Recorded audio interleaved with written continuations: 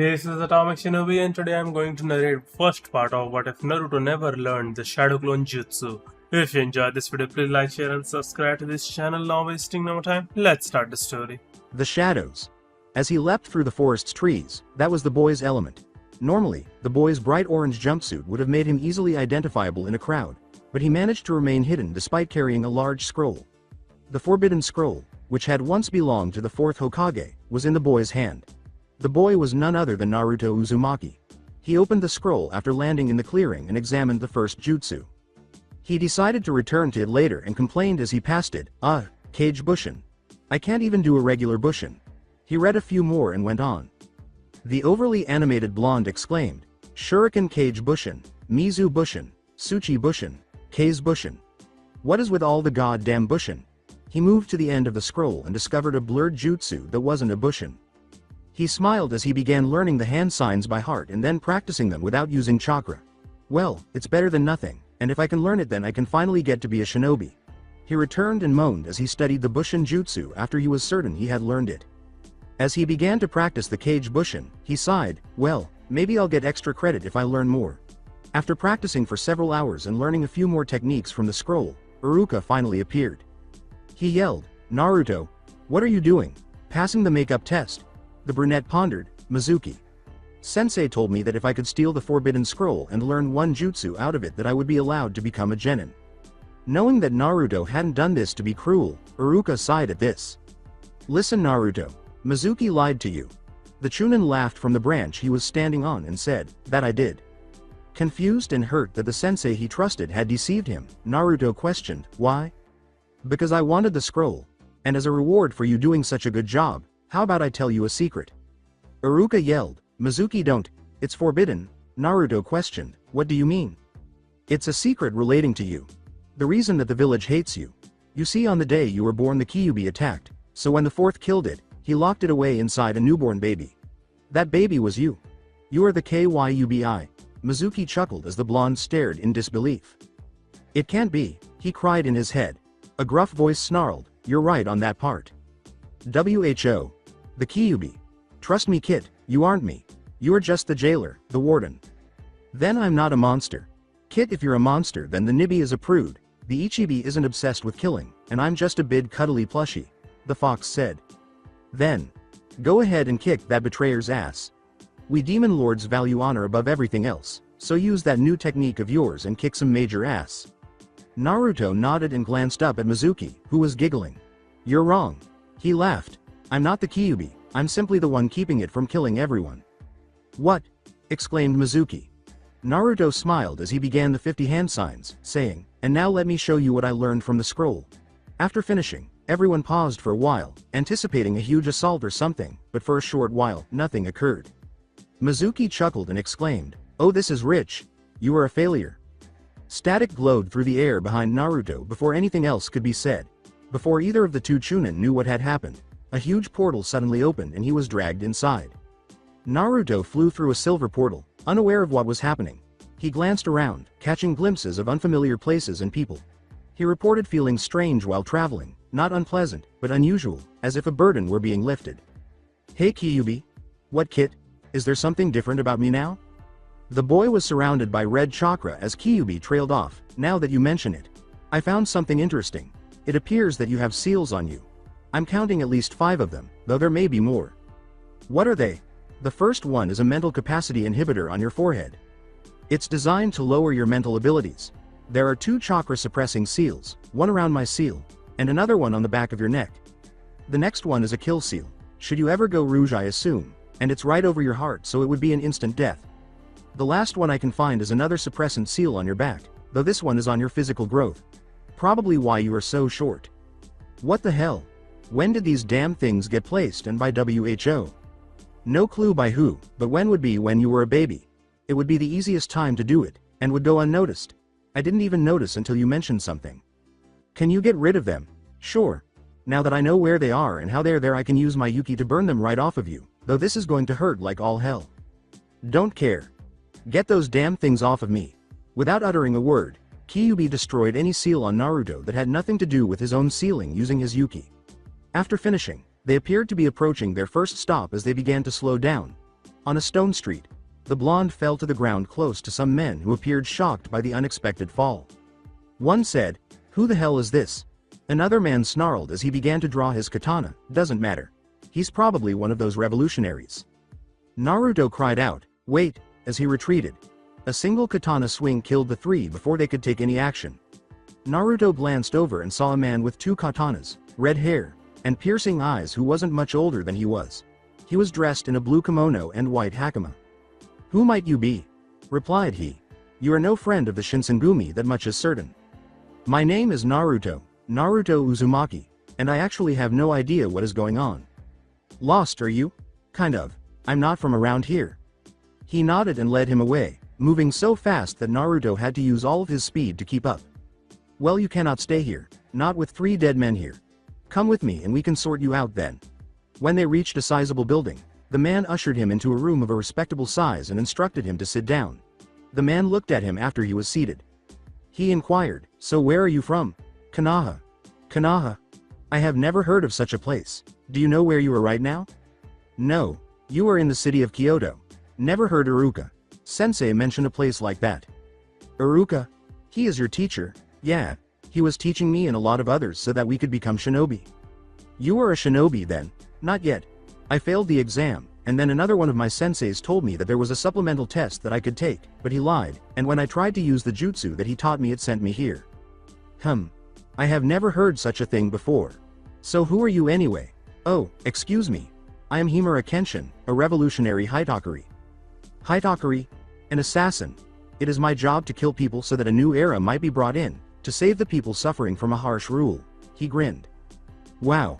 Is there any chance you could teach me how to kill?" "Kenjutsu," revealed Naruto's smile. "Well, I suppose. I am not finished training myself. I left my master before I could finish, and I do not think I should be teaching one so young the way of killing people." Naruto pleaded, "Please, I want to be strong." After a short while, Kenshin questioned, "Why do you seek strength?" The blonde smiled and said, "To protect those that are precious to me." When Kenshin heard this, he nodded. Kenshin stood up and smiled, saying, "Very well. I shall teach you the secret art of hidden Mitsurugi." Ryu. The following day, Kenshin led Naruto out of the city and into the woods, where he confronted the young blonde with his own sword ready and gave him a practice blade. "First we have to teach you the basics of Kenjutsu. After that we will begin teaching you all the techniques," explained Kenshin. As Kenshin described the 9 fundamental strikes and how to block them, Naruto nodded that he understood. This seemed fairly simple to Naruto, but it wasn't until Kenshin started sparring with him that he realized how hidden Mitsurugi. Ryu used speed and minimal movement to strike the opponent. Naruto studied the fundamentals for 2 weeks, and after Kenshin judged that he was ready, he started teaching him the techniques. During this period, Naruto changed into an orange kimono with the kanji of fox on the back and black hakama. In order to get Naruto acclimated to the weight of the blade in battle, Kenshin also got him his own katana and had him practice the forms of the techniques with it. As Naruto practiced, Kenshin suggested, "You must be faster." Panting, Naruto said, "I'm trying, Kenshin Sensei," as he moved to avoid another swing of the practice sword. Kenshin reminded Naruto, "You're moving too much. Remember, it is the least amount of movement that matters." When Naruto reached a level that satisfied Kenshin by the end of the 7th month, he let the boy help him carry out a variety of assassinations, allowing the boy to keep watch and handle any additional issues that might come up. Naruto's first taste of blood came from this. When 3 of the shogun's samurai turned down the street and saw Kenshin finish off the target, the blonde was keeping an eye on his back while his sensei did the same. As soon as the 3 drew their katanas, Naruto moved across the gap between them and struck 2 of them fatally, causing them to fall to the ground while the 3rd blinked in surprise at what had happened. He knew Naruto was dead when he turned to look at him and saw the blonde's blade flash through his throat. As Naruto gazed at the corpses, Kenshin said, "Naruto, we must leave." Naruto nodded and they quickly took off. Right, after they returned with the other revolutionaries, Kenshin pulled Naruto aside and sat with him as the young shinobi processed his murderous act. Gazing at Kenshin, Naruto questioned, "Does it ever get any easier?" "No, taking a life should never become easy. That is how a monster is made. I take lives so that many others will live, but I take no joy in the fact, and neither should you." Kenshin replied, "Do what you must for others and repent for the misdeeds that you have committed. That is all you can do." Naruto took Kenshin's advice to heart and nodded in agreement. He made a silent promise to never take pleasure in killing and to only do so when there was no other choice. After experiencing battle and tasting blood, Kenshin began to intensify Naruto's training, and by the time the 13th month came around, he informed Naruto that he had taught him everything he knew. "You have done well, Naruto. You have learned all that I know, and if you wish to ever master this sword you will need to seek out my master," explained Kenshin. Before saying, "I'm sorry, Kenshin Sensei, but it's time for me to go. I've lingered here for far too long," Naruto shook his head.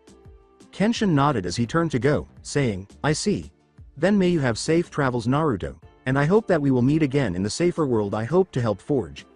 After leaving for the woods outside of Kyoto, Naruto quickly completed the jutsu, employing chakra once more for the first time since his arrival. The blonde entered the portal, leaving feudal Japan behind and moving on to his next destination. This time, Naruto was floating through the silver passageway and admiring more of the images of the people and places he had seen. "Hey kid. Yes? You think we are heading home?" "Not yet. I don't think we will be heading back to our land until we finish whatever we are supposed to." "And that would be? If I knew I would have said it." "Damn human. Stupid fox." They stopped and fell to the ground, somewhere close to a huge tree, ending the argument. He got up and muttered to himself, "Okay, now where am I?" He looked around and saw that there was a huge dojo close by, surrounded by high walls. A voice behind him said, "Who do we have here?" He turned slowly and saw a huge older man with blonde hair, a mustache and full beard, and a ripped body visible beneath his dark gray robe. Naruto looked at the giant and said, "Hello, who might you be?" Naruto said, "My name is Naruto Uzumaki, and you are?" "I am Haruo Furinji, but you can call me Elder." He laughed. "So what brings you to my dojo? Looking to become stronger, little swordsman?" "Well, yes, I would like to be stronger, but I already have a teacher in the art of Kenjutsu." Naruto replied, "But if you could teach me, or someone else, I would be very honored." Elder led Naruto inside and grinned, saying, "Well, why don't you come inside and we will discuss what we can do you?" After taking a seat, he noticed that someone was observing him and attempting to conceal their presence. He looked at the man inside. "You can come out now." With his enormous muscles and straight hair, the man was just as tall as the elder. He had bandages on his shins, feet, fists, and forearms. He was dressed in a yellow tank top and red shorts. With hope in his eyes, he looked at Naruto and said, "You are going to be Apache's second disciple?" "I might. I'm looking to learn martial arts, so if you want to teach me then I am willing to learn, once I am done speaking with the elder," Naruto said with a grin. As he returned, the elder remarked, "I see you have met Apache Hopachai, our Muay Thai master. So where are you from, Naruto?" he asked. "My hometown is called Konohagakure in Hai no Kuni," said Naruto. "Now are you just playing games or are you telling the truth?" the elder asked gravely. "I have never heard of such a place. I make a habit to tell the truth to people who might be training me," Naruto laughed. He winked and grinned, saying, "So you are a traveler from a far distant land?" Returning the wink, he said, "You could say that. All right then. Since you are a traveler and do not likely have any money to pay for our services, the deal will be this. If you help around the dojo, and maybe train our first disciple, Kenichi Shirahama, then we will consider your debt cleared." Naruto got up and nodded, saying, "Sounds fair. So where will I be staying?" he asked. As the doors opened and two individuals appeared, the elder nodded and said, "We will find you a room." The first, a girl with long blonde hair and a jumpsuit that embraced her well-proportioned body, was deemed extremely attractive by Naruto. A young boy with brown hair was standing behind her. He was dressed in a school uniform with a yin-yang pin on the left collar. The elder smiled as Mew greeted him and Kenichi looked at him and the sword at his waist. Just in time. "Mew, Kenichi, I'd like you to meet Naruto Uzumaki. He will be staying here and training with us as well." Mew inquired, "So where are you from, Naruto?" "A long ways away. I arrived here by accident, and the elder agreed to let me train." Naruto laughed. "So you're Kenichi. It seems I might be teaching you at times." He sighed, realizing that he was going to hell. "Oh really?" He smiled and said, "Don't worry, I'm sure I won't kill you." "Well, let's introduce you to everyone else. Kenichi, why don't you go warm up before we have the others start your training?" The elder laughed. He then escorted the blonde to the other masters outside the room. The first was the jujitsu instructor, Akisame Ketsuji. He appeared to be a kind man with a variety of artistic abilities, and Naruto could tell that he was stronger than he appeared. The karate master, Shio Sakari, came next. He was a hugely muscular man who appeared to have a drinking problem and had no interest in teaching Naruto. The Chinese Kenpo master, Ma Kensai, came next. He was a short, extremely perverted man who didn't appear particularly tough. Shigeru Kasaka, the weapons master, was the next teacher Naruto got along with the best. She examined him first, then his simple katana, and the two immediately began talking. Naruto grinned and said, "Well, Shigeru-chan, care for a practice spar?" Shigeru nodded and grasped her katana, saying, "I suppose." The other masters emerged to watch the blonde battle the weapon mistress after the two had left. Naruto used his god speed to try to gain the upper hand, but Shigeru was just as strong and could easily follow his movements. The two got off to a fast start. She began counter-attacking after blocking a number of his initial attacks, making him rely more on dodging than anything else. Naruto was soon worn out and had multiple cuts along his kimono. Naruto gasped, "Geez, you are way too good, Shigeru-chan." She nodded, her eyes never leaving the blonde, "Thanks." Naruto smiled and changed his stance, holding the katana in his left hand and the sword sheathed. "I guess I should at least try one of my master's techniques." He took a step forward and made a fast circle before aiming the sword at Shigeru, saying, "Hidden Mitsurugi. Ryu Horyuzen, Flying Dragon Slash." He smiled as the hilt made its way directly to the weapon user's face. As Naruto saw the blow coming, she raised her katana to block the full force of the attack, sending it askew and grazing her head. Naruto sighed, "I thought that would work. Damn it. It was a good effort." Akisame added, "I've never seen kenjutsu like that." "Thanks. But it doesn't do much good if the hit doesn't make contact," replied Naruto. Shigeru returned his katana and said, "Well then. We can just spar again. You have a talent at this." The following day, Naruto started his training. Akisame had him strapped with weights shaped like Buddhas, which were so heavy that Naruto was shocked he could move. Akisame quickly removed them as he completed the various tasks with them attached and started teaching Naruto the fundamentals of jujitsu. When Apache's turn came after lunch, the giant showed himself to be a formidable opponent. The blonde got back up with blood streaming down his face and a smile on his face as he returned for more, much to Apache's delight. One kick sent Naruto flying across the enormous yard, and Apache appeared terrified that he had injured Naruto. After Kenichi and Mew got back, Naruto helped them out with the chores and observed a fight between the two, noting that, despite Naruto's doubts, Kenichi couldn't bring himself to hit Mew. Following the conclusion of the spar, Kenichi and Akisame left to train Naruto, who then went off to practice his academy taijutsu alone. Keita Sakari observed him during the practice and, after a short while, got up to stop the blonde. He exclaimed, "What the hell are you doing? Going through the practice, Keita?" Naruto responded, "This is what my senseis back home taught me." As she instructed Naruto into the starting stance, Sakari retorted, "They taught you wrong. Here, bend your knees more. Bring your arms closer to your chest. You're trying to fight like a martial artist, not a berserker." Sakari continued instructing Naruto until Mew yelled that dinner was done, and soon they were all seated around the table, savoring a delectable meal. As Kenichi left with the next master, Naruto offered to help with the numerous dishes that needed to be done after dinner. Ma Kensai was waiting for Naruto when he went outside after cleaning the mountain of dishes. "It's time we got started on you training," he replied. As evidenced by the kunai nearly striking Ma in the head, Naruto knew that Ma's training was out of the ordinary, and at one point he attempted to enlist Naruto's assistance in spying on Shigeru. This training cycle lasted for a week, during which Naruto sparred with Shigeru at least once every day. His work ethic pleased all of the masters. Kenichi was shocked to learn that the blonde was more talented than him by the end of the first week, but Naruto was always kind to him, so the boy wasn't as upset as he would have been if Naruto had grown up. As they were washing dishes one evening, Naruto said to the boy, "You are a genius when it comes to that. Talent is only so good. Hard work is the more important thing." "You think so?" inquired Kenichi. "No, so, back home, I was the class failure. Everyone hated me and either ignored my very existence or tried to sabotage me. I still have a lot of bad habits that I picked up that Sakari Sensei is working on fixing." Naruto clarified, "But you know what, I work hard and with the right teachers you can do just about anything." The following day, Naruto entered the ring in place of Mew sparring him after Kenichi grinned in response to Naruto's encouragement. As they both bowed to one another and assumed fighting positions, Naruto said to Kenichi, "Time to see how I've progressed compared to you." The battle began with Kenichi quickly fleeing because Naruto was much faster than Kenichi had anticipated. He was astounded by how little movement Naruto made to avoid his blows, instead slipping through the openings and striking with the different styles he had been learning. Naruto paused after nearly 10 minutes of this type of sparring and nodded at the other boy as he assisted Kenichi in getting to his feet. You are really good. Kenichi had a heavy breath. Lots of practice on my end. Naruto responded, you'll probably wipe the floor with me one day. Only when the masters were engaged in their own conversation did Kenichi laugh at this. He has some talent.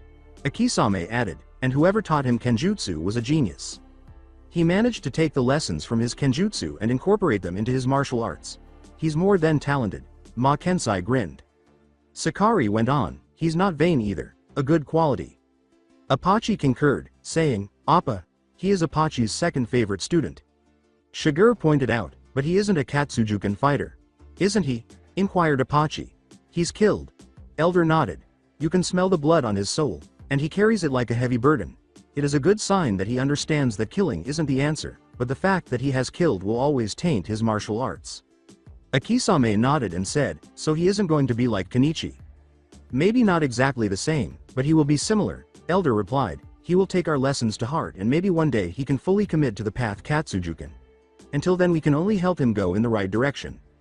With a nod, the other masters turned to face Naruto, recognizing the subtle clues that Shiger and Elder had immediately noticed. By the end of the first month, Naruto had changed his clothes once more, putting on a long black coat, black pants, and a white shirt with an orange swirl on the front. He continued to wear his clothes from his time with Kenshin, but only wore this when he was out in the city helping with the groceries with Kenichi and Mew. After a month and a half, Naruto discovered that Kenichi had drawn the attention of some extremely dangerous individuals when he went grocery shopping with Mew and Kenichi. 10 punks, some brandishing knives and pipes, interrupted them as they were leaving the grocery store. Naruto looked at the punks who told him to move aside so they could handle Kenichi and said, may we help you? Naruto merely sighed now as he put his bags down and moved in their direction. Did you not hear me? Get out of the way, yelled the apparent leader. As he stepped closer to them, Naruto grinned, and one of the punks swung the pipe at him. This sparked a brief altercation in which Naruto grabbed the pipe and twisted, bringing his knee up to smash the punk's face. After removing the pipe from the punk's hand, he turned and used it to block the swing of another teen who was wielding a pipe. As the teen staggered a little, Naruto entered his zone and struck him in the nose with an open hand, breaking it. Naruto leaned back, ducked around the teen brandishing the knife, grabbed his arm, and flung him over his shoulder into a stack of garbage cans. They turned to face the other punks and began to move away from the blonde, who moved with such deadly grace and fluidity that they knew they were looking at someone who would be on par with one of the 8 fists. They all quickly fled, and Naruto turned to face Kenichi, who was beginning to apologize. Just who were they? Inquired Naruto. As he explained how it all began, Kenichi said, they're part of a street gang called Ragnarok. Naruto nodded and followed him back to the dojo.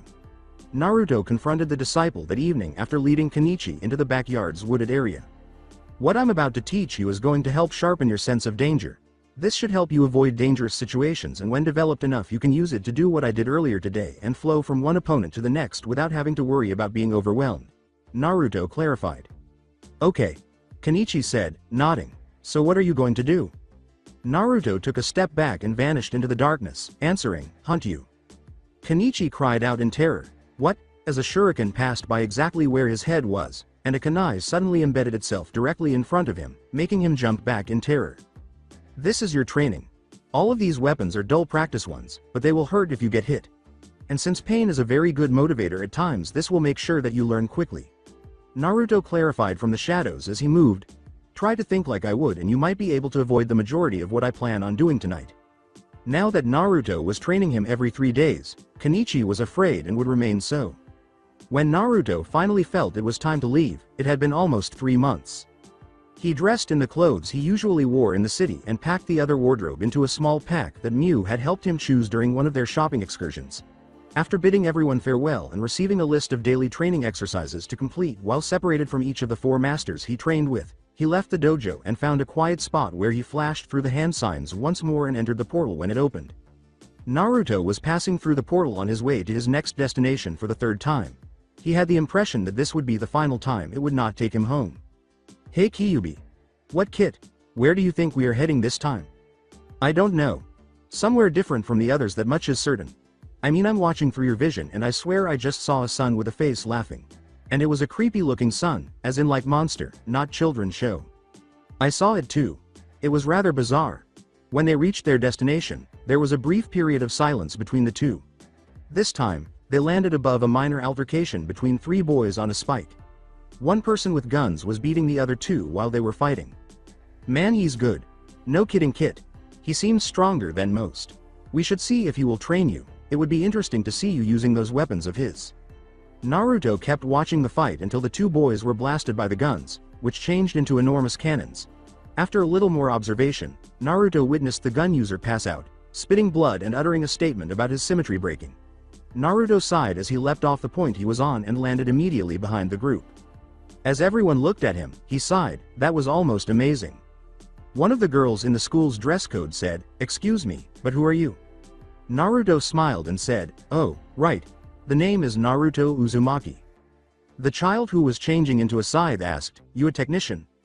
As the girl gazed at him for a while, Naruto shrugged and said, "Not sure." "Your soul is unusual. There are two, with a second one at your stomach," she said. Nodding, Naruto said, "My tenant." "Tenant?" the instructor inquired, his eyes shining. Perhaps some dissection would be helpful in learning what it is. Naruto stepped back and said, "No, I already know what it is, and we are just fine the way we are." The other boy yelled, "Hey, why is he getting all the attention? I'm the star that defeated a god." Naruto questioned, "Who the hell is the loudmouth?" Tsubaki grinned as she assisted Black Star in standing up. "This is Black Star, a demon blade technician, and I'm Tsubaki, a demon blade weapon."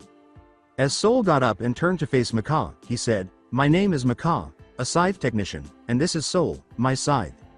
He nodded and said, "You seem like a cool guy." Naruto looked at the two girls standing over their partner and said, "Thanks, I think." As Patty kept laughing at Kid, Liz introduced herself and said, "This is my sister Patty. I'm Liz Thompson. The overreacting one is Death the Kid." Maka pointed to the frightful instructor and said, "And this is Professor Stein." Kyuubi became tense, so Naruto nodded and looked over his shoulder to see a figure wearing a skull mask arrive. "Nice to meet you all." He exclaimed, "Oh, just W.I., shish. Well do, nay," Kyuubi cried. "Shit, it's Shinigami Sama, instead." "What? That's what he looks like," Soul remarked. "Oh, it's the real Shinigami Sama." Maka grinned and said, "Good afternoon." As the Thompson sisters greeted him, Shinigami said, "Oh ho, I'm here because it's my son's first day of school." He then turned to face Kid and said, "Unbelievable. Kid, you really are a handful." Shinigami glanced at each of them before pausing to consider Naruto for a moment. He chuckled and said, "I don't think we have met before." Naruto grinned and said, "Sorry, my name is Naruto Uzumaki." The death god said, "I see. I take it you aren't from around here?" After nodding, Naruto said, "That's right, sir." As Liz picked up Kid, Shinigami said, "Well, then, why don't you come with us and you can stay with my son and me for a while?" "Well, then, we'll take Kid home, bye-bye." Maka kept staring at the death god when Black Star said, "See y'all later." Shinigami asked Naruto to accompany him to his meeting room once they were back at the mansion. "Alright then Naruto, where are you from?" In response, Naruto nodded, "Konohagakure." "Oh. That explains why the demon lord is inside of you." He chuckled, "It's the Kyuubi, correct?" As the Kyuubi persisted in their panic, Naruto nodded, "Yeah." "So what are you doing here then? Not that I don't mind visitors, it's just unusual for them to be from other worlds." After Naruto finished telling his story, the death god nodded. "I see. Well, I suppose we could train you as well, since your chakra in this world is the same as our soul wavelength." He smiled. "I will have you seeing different people to train with for a time." Naruto nodded and left for his room, as they had stated. "Thank you, Shinigami Sama." Naruto went to school with the Maka, Soul, Black Star, and Tsubaki the following day. "Alright class," Stein said. "Shinigami Sama has told us that we are having a guest student for a while. He will be staying with us for a time, so treat him well." "Hello," Naruto replied. "I'm Naruto Uzumaki, looking forward to working with all of you." Someone questioned, "Is he a tech or a weapon?" Naruto responded, "Tech. Though I am not looking for a weapon at the moment." This caused the class to mutter, and Black Star, who was upset that he wasn't the center of attention, to glare. After class ended for the day, Naruto met Maka, who gave him a practice scythe and began instructing him on its use. Naruto, accustomed to his kenjutsu, found it difficult, but Maka was always there to support him during their battle. As she struck him once more, Maka yelled, "Get moving. Don't just stand there swinging it like you're trying to clear your way through a jungle." Damn. This is harder than it looks, he exclaimed as he made another attempt, attempting to dodge Makaw's blows with the practice scythe while spinning it. Naruto left after a few hours of this to meet Black Star, who had issued him a challenge to a duel. Although Naruto had greatly improved his skills since his departure, Black Star was clearly superior in hand combat. Oh shit! Swore Naruto as Black Star nearly slammed his head into it. He yelled, "I'll teach you to try and steal my stage time," as he persisted in his assault. Since Black Star's eyes had changed and his breathing had slowed despite his increased movement, Naruto was concerned that the assassin was actually going to kill him at this point. Naruto tried his hardest to avoid the angry teen and avoid the attacks, but he quickly realized that failing to stop Black Star would be far too risky. Naruto snarled as he leapt off some nearby buildings to gain some height. Hidden Mitsurugi. Ryu Ryutsusen. Dragon Hammer Slash. He slashed downward, flipping the blade to avoid killing the show-off. I guess I have to end this. Naruto was able to use all of his weight to strike Black Star's head, rendering him unconscious and causing him to fall to the ground. Tsubaki ran over and apologized. "I'm sorry about that." "No worries. That was one of the hardest training sessions that I have had in ages," Naruto said with a grin. Until Kid was able to stand up again and showed interest in the blonde, Maka kept teaching Naruto. Although he was a strict taskmaster, he first gave Naruto a pair of guns that resembled the ones the Thompson sisters transformed into and started teaching him the forms and attacks he employed. The child exclaimed, "No, it must be perfectly symmetrical." Naruto questioned, "What's wrong with the way I was doing it?" "It must be perfect. You cannot use Shinigami techniques with such a crude and unelegant style. Symmetry is order and order must be maintained," Kid yelled at him. With a sigh, Naruto resumed his practice, concentrating on perfecting the forms so that Kid would allow him to proceed to the next one. Naruto made sure to practice his kenjutsu and complete the exercises assigned by his sensei, which he found difficult but manageable, while he was being trained by Kid and Maka. After Maka informed him that he had mastered all of her lessons, Professor Stein took over and taught him new techniques for using his chakra. The Soul Authority attack was the first. You must create an unbalance in your hands when you use this technique, though once you have gotten better you can create it from anywhere in your body, Stein clarified. Naruto nodded as he attempted to accomplish the task using just his own chakra, but was only able to produce a small burst. "Combine our chakras," Kyuubi suggested. "Will that work?" inquired Naruto. "It just might, or it might blow off your arm, not quite sure which," Kyuubi responded. As he struck, Naruto mixed the chakras, hoping that this would work, and the imbalance caused a shock of electricity. Stein gave him more practice after nodding in agreement. Following 3 days of this, Stein proceeded to modify his chakra's perception. Naruto could make it more difficult for people who knew how to track chakra to find him by varying it in various ways. As Naruto sat and concentrated on the continuous shifting, Stein clarified, "In essence you have to constantly fluctuate it or they will pick up on you and find you. This is a good way to move around enemies that have the same ability as myself and Maka." 3 months had passed since his arrival when he once more felt the pull that it would be best to depart, but he had one last task to finish before he could do so.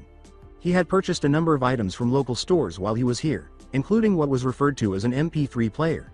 He had posted a number of songs, some of which were written by Soul. He approached the young Shinigami after discovering Kid reading a book in one of the lounges when he returned to the manor. Naruto said, "Hey Kid, I need your assistance with something." Kid said, "What might that be?" "I've traveled a lot and I'd like to make an outfit that incorporates everywhere I've been." Naruto said, "So I was wondering if you could help me out." Kid said, "Of course. We shall make a perfect outfit, perfect in its symmetry," and Naruto started to perspire. The entire process took a month, of which 2 days were spent actually making it and 28 days were spent planning it. After finishing, Naruto bid everyone farewell, only to catch Soul, Maka, Black Star, and Tsubaki before they departed. With a smile, Naruto said, "Well, it's been a pleasure working with all of you." Maka said, "You're leaving?" "Yeah. I need to get home. I've been away for way too long," he laughed. "Well, if you ever come back make sure to stop by." Soul responded, "Now hate to cut this short but we have an extra credit assignment to do." "Best of luck. Who's the target?" Soul shrugged as he mounted the motorcycle and said, "Well, good luck, and keep it cool. Some cutthroat called Sunsunjay." Black Star gave him the thumbs up as the four departed, and Naruto nodded, "Will do." Putting on his headphones, Naruto began the jutsu and opened the gateway, sighing, "Well, I suppose that it's time to go, hopefully home." There were no new images in the pathway this time, and they moved incredibly quickly. They appeared exactly where they had left off, with no time having passed, before they had even had time to consider what was happening. Mizuki and Iruka were taken aback. After being drawn into a portal for a moment, Naruto reappeared in front of them, taller and wearing a different outfit. Now, Naruto had his sword on his left side and was dressed in black pants, which were made from the hakama he had worn in Kenshin's world. There were 2 handguns within easy reach, one on each side and one above the sword. In addition to the black long coat from Ryo Zanpakuto that had been tailored to now read Kitsune's Storm on the back, he wore a black shirt that Kid had given him, headphones that led to his ears, where Naruto was actually singing along to the song, came out of a pocket. He was singing while Iruka and Mizuki were perspiring. Iruka yelled, "Naruto!" as Mizuki chose to murder the distracted blonde by hurling a windmill shuriken at him. Naruto vanished from view as the bladed weapon closed. He was upside down and pointing his guns at Mizuki when they looked up. He smiled as he was fired and said, "Bang bang bang bang, have a nice dream." The traitor flew from the tree and hit the ground after the gun fired chakra bullets that pounded into him. Naruto paused his music as he landed and turned to face Iruka. He smiled and said, "Yo, long time no see." Iruka was taken aback. In addition to dealing with Mizuki as if he were nothing, Naruto was now only a head shorter than himself and noticeably taller than the majority of the other genin. "Naruto, what happened? One minute you were gone and the next, you're like this." "Really? How long was I gone for? No more than 10 seconds?" As he retrieved the scroll and examined the final jutsu, the one that initiated all of this, Naruto thought, "Whoa. To me I must have been gone for almost 3 years. I'm not sure what that jutsu is called, but it definitely is helpful. Naruto, we need to go see the Hokage right now." As he rolled up the scroll and allowed Iruka to restrain Mizuki, Naruto smiled and said, "Okay. I'd sure like to see Gigi again." After finishing, they made their way to the Hokage Tower, where Sarutobi Izorin was taken aback by Naruto's transformation, particularly considering that he had only seen him 2 hours prior. Naruto handed him the forbidden scroll, and he sighed, "Why'd I have the feeling that this is going to be a long night?" The old Hokage was greatly intrigued by Naruto's brief summary of his current skill set and what had happened to him. Sarutobi smiled as he pulled out a leaf headband and gave it to Naruto, who promptly disassembled it and used it as a belt buckle. "So Naruto, you were tricked into doing these things, and acted to right the situation once you realized it. So we won't do anything to punish you, and since you seem to have grown up quite a bit on your travels, it is safe to say that you are now officially a genin of Konoha." As he made the necessary adjustments, he explained, "Kid would kill me if I messed with the symmetry of this any more than I already have." Sarutobi grinned as his surrogate grandson departed to celebrate his promotion with Iruka at the only establishment that would welcome him, Ichiraku Ramen. "As long as it is showing you can wear it as you please. Now remember you need to be at the academy at 10 a.m. tomorrow morning." Making the sign that he wanted his Enbu present, Sarutobi sat at his desk. "Yes, Hokage. Sama, I want you to find out who placed those seals on Naruto. Once you have tracked down who it is, alert me at once." The Anbu agents nodded and vanished, saying, "Understood." The following day, Naruto strolled around Konoha, relishing his return and hardly noticing the stares he was getting. Some of them were in shock, while others were swooning over the new blonde shinobi. However, many of them were still the angry looks he had been receiving for the majority of his life. He found his way to the room after entering the school and noticed that 3 of the seats were empty. The first was beside Sasuke Uchiha, who Naruto recalled was still acting emo after his brother killed his entire clan. That seat was adjacent to the next, and Hinata was adjacent to the last. After taking a brief look around the room, Naruto saw that Kiba had asked Hinata out on a date, but she didn't seem interested. He also noticed that there were only 2 other people missing, and he knew what would happen if they remained there for very long. Thus, using his increased speed, he moved to sit next to Hinata before he heard the stampede from the hallway. Before Kiba could continue to bother her, Naruto tapped her shoulder. He grinned and said, "Hey Hinata-chan." The bashful Hyuga blushed intensely before passing out. He sighed, "Should have seen that coming. What are you doing here dead last? This is for shinobi that passed." He laughed. Naruto smiled and showed him the headband, saying, "I did." "No way.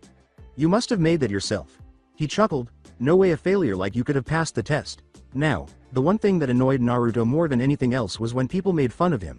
He knew that he didn't have to put up with things that were just hurting, but normally he did. Now he did the one thing that no one ever thought he would do. He vanished from view, emerging with his weapons drawn behind Kiba.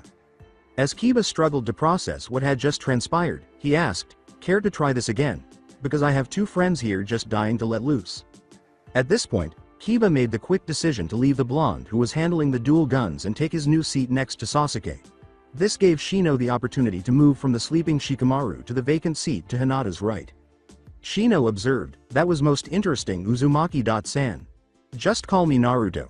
He laughed, "And after last night, I've decided it's time for a change." "Well, that is understandable, however I am curious as to how you passed." Naruto smiled as he inserted a headphone into his right ear and removed the left to listen to everything else. Extra credit.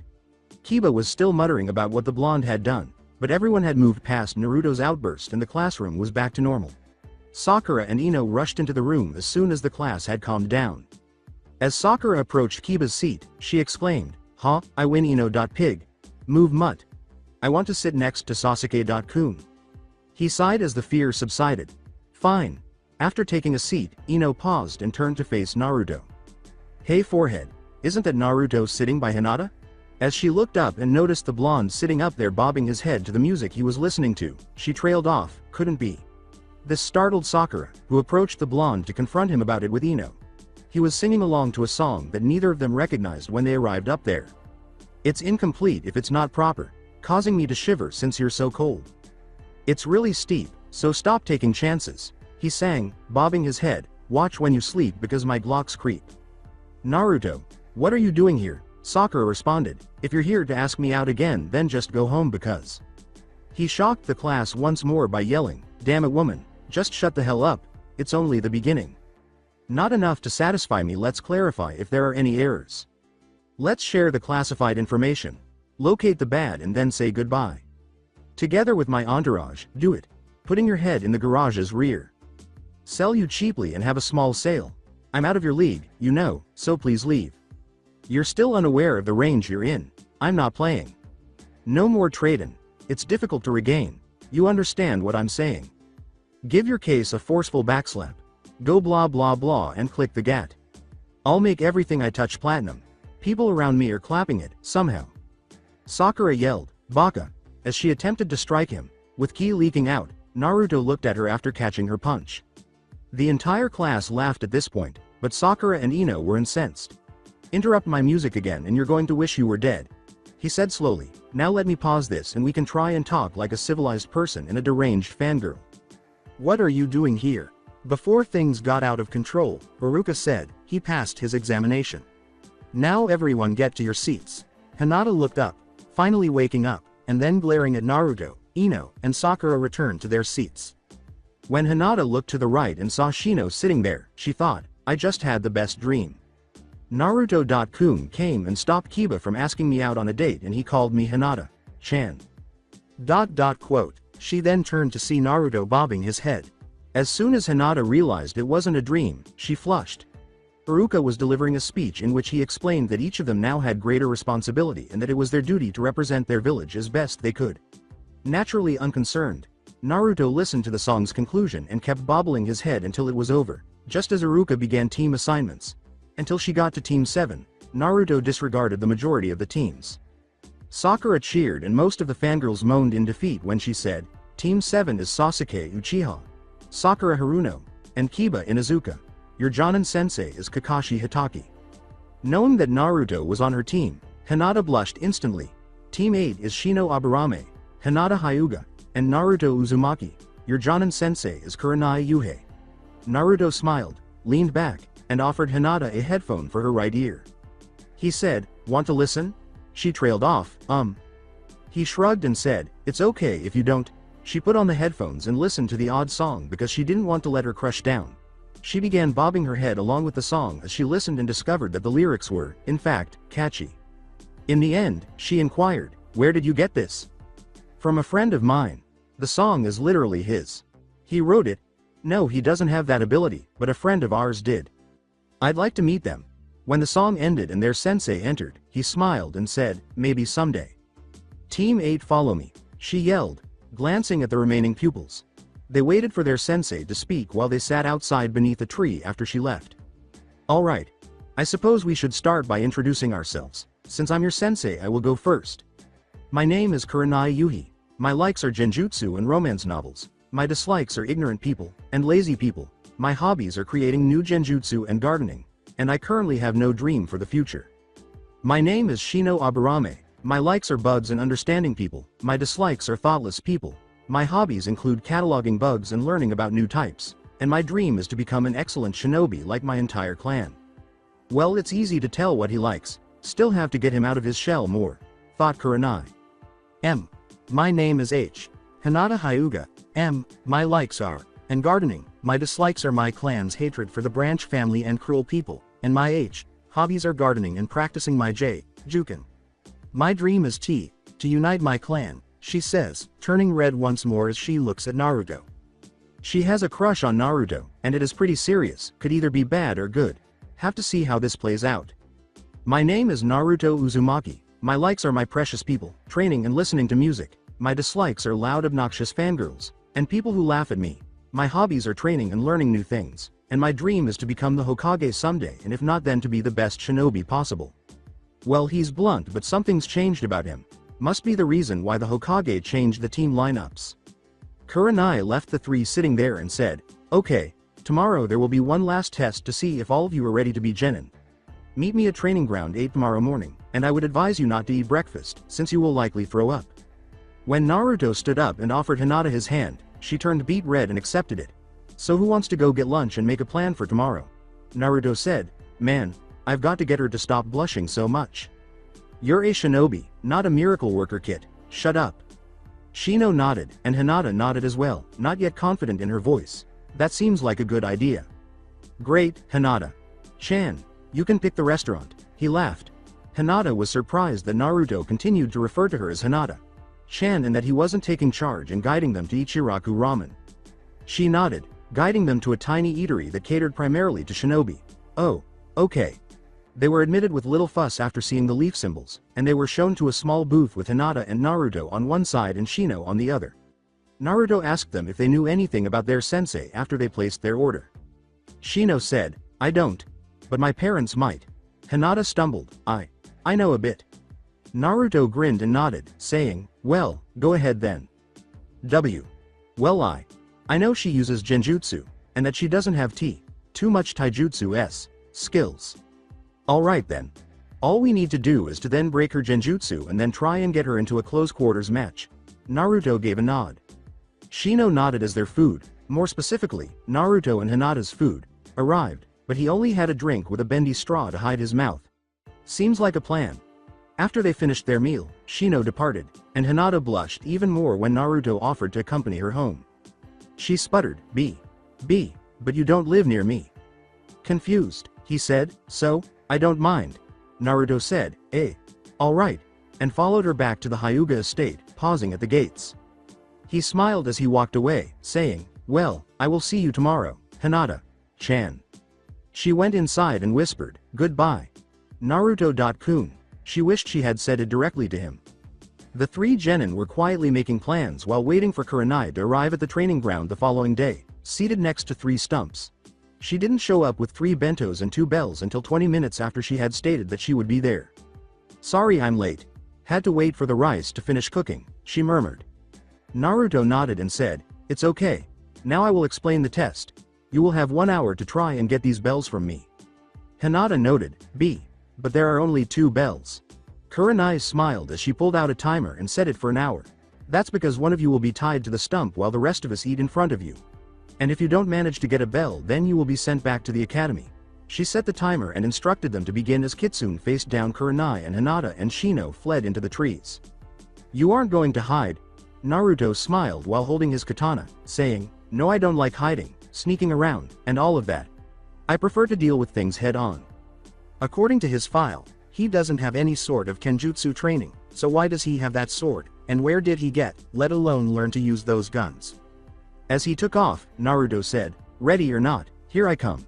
He was traveling at a speed that Kurenai believed was exclusive to Jonin. As the genjutsu began, Kurenai muttered, Hell's viewing gate.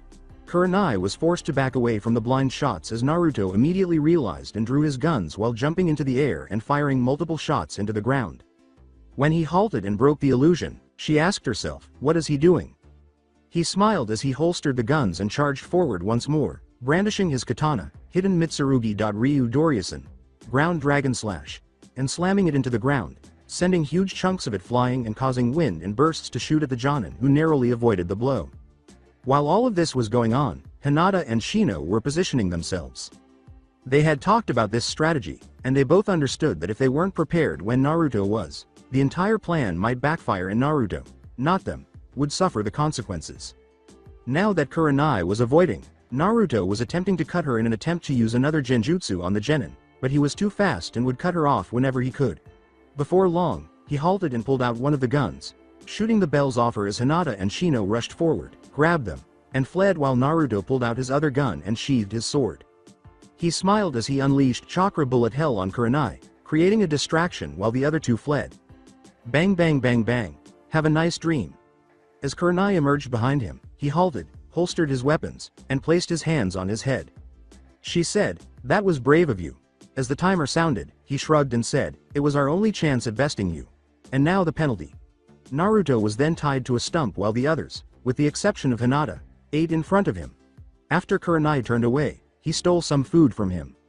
"Alright, now I have something to tell all of you. You pass," she grinned. "What?" a bewildered Shino inquired. "This test was to see how well you work as a team, which is very good, and the last part was to see if you understand what being a shinobi truly means. We always look out for our own above everything else. Even if the mission must be delayed, we will make sure we do everything possible for our comrades." Hinata did just that by giving Naruto food. Kurenai grinned. "I thought so." Naruto laughed. "This test was set up so that we would be forced to seclude a member of our group, and thus make us compete against each other. That's why I removed the competition earlier by saying I would be the one who gets the penalty while they complete the objective if that was what was going to happen. So you did plan all of that. I am impressed, Naruto, but I am interested as to the new weaponry. Ask Gigi about that. He knows." Kurenai grinned as Shino nodded and departed, leaving the two other members of Team 8 alone. "Fair enough. Alright Shino, why don't you head home? Hinata, you untie Naruto since you fed him. I'm going to tell the Hokage that you pass and are ready for missions." The blonde was currently reflecting on the previous 2 days as Hinata worked on untying Naruto. "According to Hinata, you're free." Naruto smiled and said, "Thanks. It was nothing. No, not just cutting me loose, though I do appreciate that. I meant for feeding me earlier, and trusting my plan." She nodded and said, "Oh, yeah, not many people trust me, so when you said you agreed to the plan it meant the world to me." He grinned. "I'm happy to know you, Hinata-chan." She stammered, her face turning a new shade of red. I'm happy too." When Naruto saw this, he smiled and gave her a cheek kiss before getting to his feet. As she passed out, he said, "Thanks for everything." Grinning, he picked her up and decided that it would be simpler to just go to his apartment because it was close by, as he couldn't take her to the Hyuga compound. Thankful that he had cleaned his apartment when he returned 2 days prior, he leapt up to the roofs and entered. He laid Hinata down on the couch and proceeded to the kitchen to prepare 2 cups of tea by boiling water. After making sure the tea leaves were in the water for the proper length of time, he went to the couch and saw that Hinata was awake and attempting to locate her. "You're in my apartment," he said while putting down a cup of coffee. "You fainted on me, and since it would be weird walking to the other side of Konoha carrying you, I figured that here would be best." I see. I'm sorry if I've inconvenienced you." "Nah, it was no big deal. Besides, now you finally know what the inside of my apartment looks like." He grinned and noted that her eyes widened while saying that, "Yes, I know you followed me. Didn't figure out as was you until 2 days ago. And no, I am not bothered by this. I actually think it's kind of cute." Hinata was taken aback by this. Her crush seemed interested in her and wasn't bothered by the fact that she had essentially stalked him. Then why? You're not rejecting me." Naruto was the next to be stunned. After putting everything together while he was away, he came to the conclusion that Sakura had not liked him at all and that pursuing her would only make him feel worse. He moved to sit next to her and put an arm around her, causing a squeak of surprise. "Honestly, I think you're one of the best people in Konohagakure, and I'm happy to get to know you better," he said with a gentle smile. "Of course not." Given that Naruto had essentially admitted his feelings for her, Hinata was resisting the urge to pass out at the moment. She looked at him, her face still red, and noticed that his eyes were on her, but they also had a slightly distant expression. Pulling herself together, she said, "Thank you, Naruto-kun." With a smile on his face, Naruto gave her a one-arm embrace. In order to avoid having to move from his place next to Hinata, he moved his cup over and grinned, saying, "Well, let's finish the tea and then get you home." At this point, Hinata was ecstatic because Naruto had not only not rejected her but also appeared to be interested in her. She didn't even realize she had finished her tea and Naruto was accompanying her as they left the apartment because she didn't think she could be happier right now. She grinned and said, "You don't have to walk me home. There are a lot of things I don't have to do, that I do anyway." He laughed. "For example, I didn't have use my guns against Kurenai Sensei, but I did." Still, as he accompanied her to her house, he smiled and said, "So don't worry about it." He heard the Jonin describe the performance of their charges in the Hokage's office. Team 1, remedial training. Team 2, the same. Team 3, remedial. Team 4, going back. Team 5, needs remedial training. At last, Kakashi raised his head from his orange book and said, "Team 6, same as the other 5. He nodded, saying, "Team 7, passes." Every Jonin in the room stared in astonishment at the masked Jonin. Asuma smiled, saying, "You're joking." "I'm not. They're rough around the edges but they can work together when push comes to shove." Kakashi gave a nod. "Very well. Next. Team 8 passes." Kurenai was beaming, and with flying colors. "I don't know what happened to Naruto, but he is a one-man army." "Really?" inquired Kakashi. "He managed to break my genjutsu quickly, and even more he realized exactly what happened when he was caught and attacked, forcing me back while he broke the illusion and letting the others to get in position." Kurenai laughed. "He has potential." "Very well, since Team 9 is still in rotation, so Team 10? Team 10 passes. Though they do still need a lot of work," replied Asuma. Sarutobi nodded as all but the 3 Jonin whose teams passed departed. "Very well. The 3 Genin teams that passed are allowed to start taking D-rank missions. You are all dismissed." "Yes? I'm sure that all of us are going to ask the same question," Kurenai said. "Why did you change the team lineups? We thought that if Naruto did pass that he would be sent to Kakashi for training," asked Asuma. "I did this for a very good reason," the elderly Hokage said. "Last night Naruto had an interesting experience that changed him." "You mean the getup?" replied Kakashi. "The build and the weapons. We all have seen his file from the academy, and it never said he showed any signs of using kenjutsu, or guns for that matter." "I do mean that. He has changed a great deal. What I am about to tell you is a S-class secret, even greater than the fact that the Kyuubi is sealed inside of him." The 3 nodded, "All right." After that, the Hokage told them what Naruto had told him and how he had changed from being a typical genin. "If he is that strong, then I think it might be best to test him to see if he is ready to become a chunin, if not a jonin," Kakashi remarked. "Not yet. He is strong and he does know this, but he needs to learn about teamwork and how important it is to work together. For now, leave him as a genin." The Hokage nodded. Kurenai nodded as she and Asuma walked away, saying, "Very well, though he seems to understand it enough as it is." Kakashi questioned, "Sir, still why did you let Kurenai train him?" "Because he is already beyond you in kenjutsu and taijutsu. The only areas he needs are ninjutsu and genjutsu. And while you are a great ninjutsuist, Kurenai is a great one as well, and in genjutsu Kurenai has you beat." "I see. Don't worry about it. It is for his own benefit, not because I doubt your ability." He nodded and walked away from the Hokage, saying, "I understand." Sarutobi got to his feet and gazed out the window, wondering what kind of jutsu Naruto had used to gain this amazing power and how much such a potent technique cost. Team 8 trained for 2 weeks, honing their skills and pushing themselves. But Naruto's limitations were quickly found to be far greater than they had initially believed. He set records in Konoha history by running sprints in under a second, defeated Hinata and Shino in a leg only spar, and demonstrated that he wasn't just a shooter by using only his guns.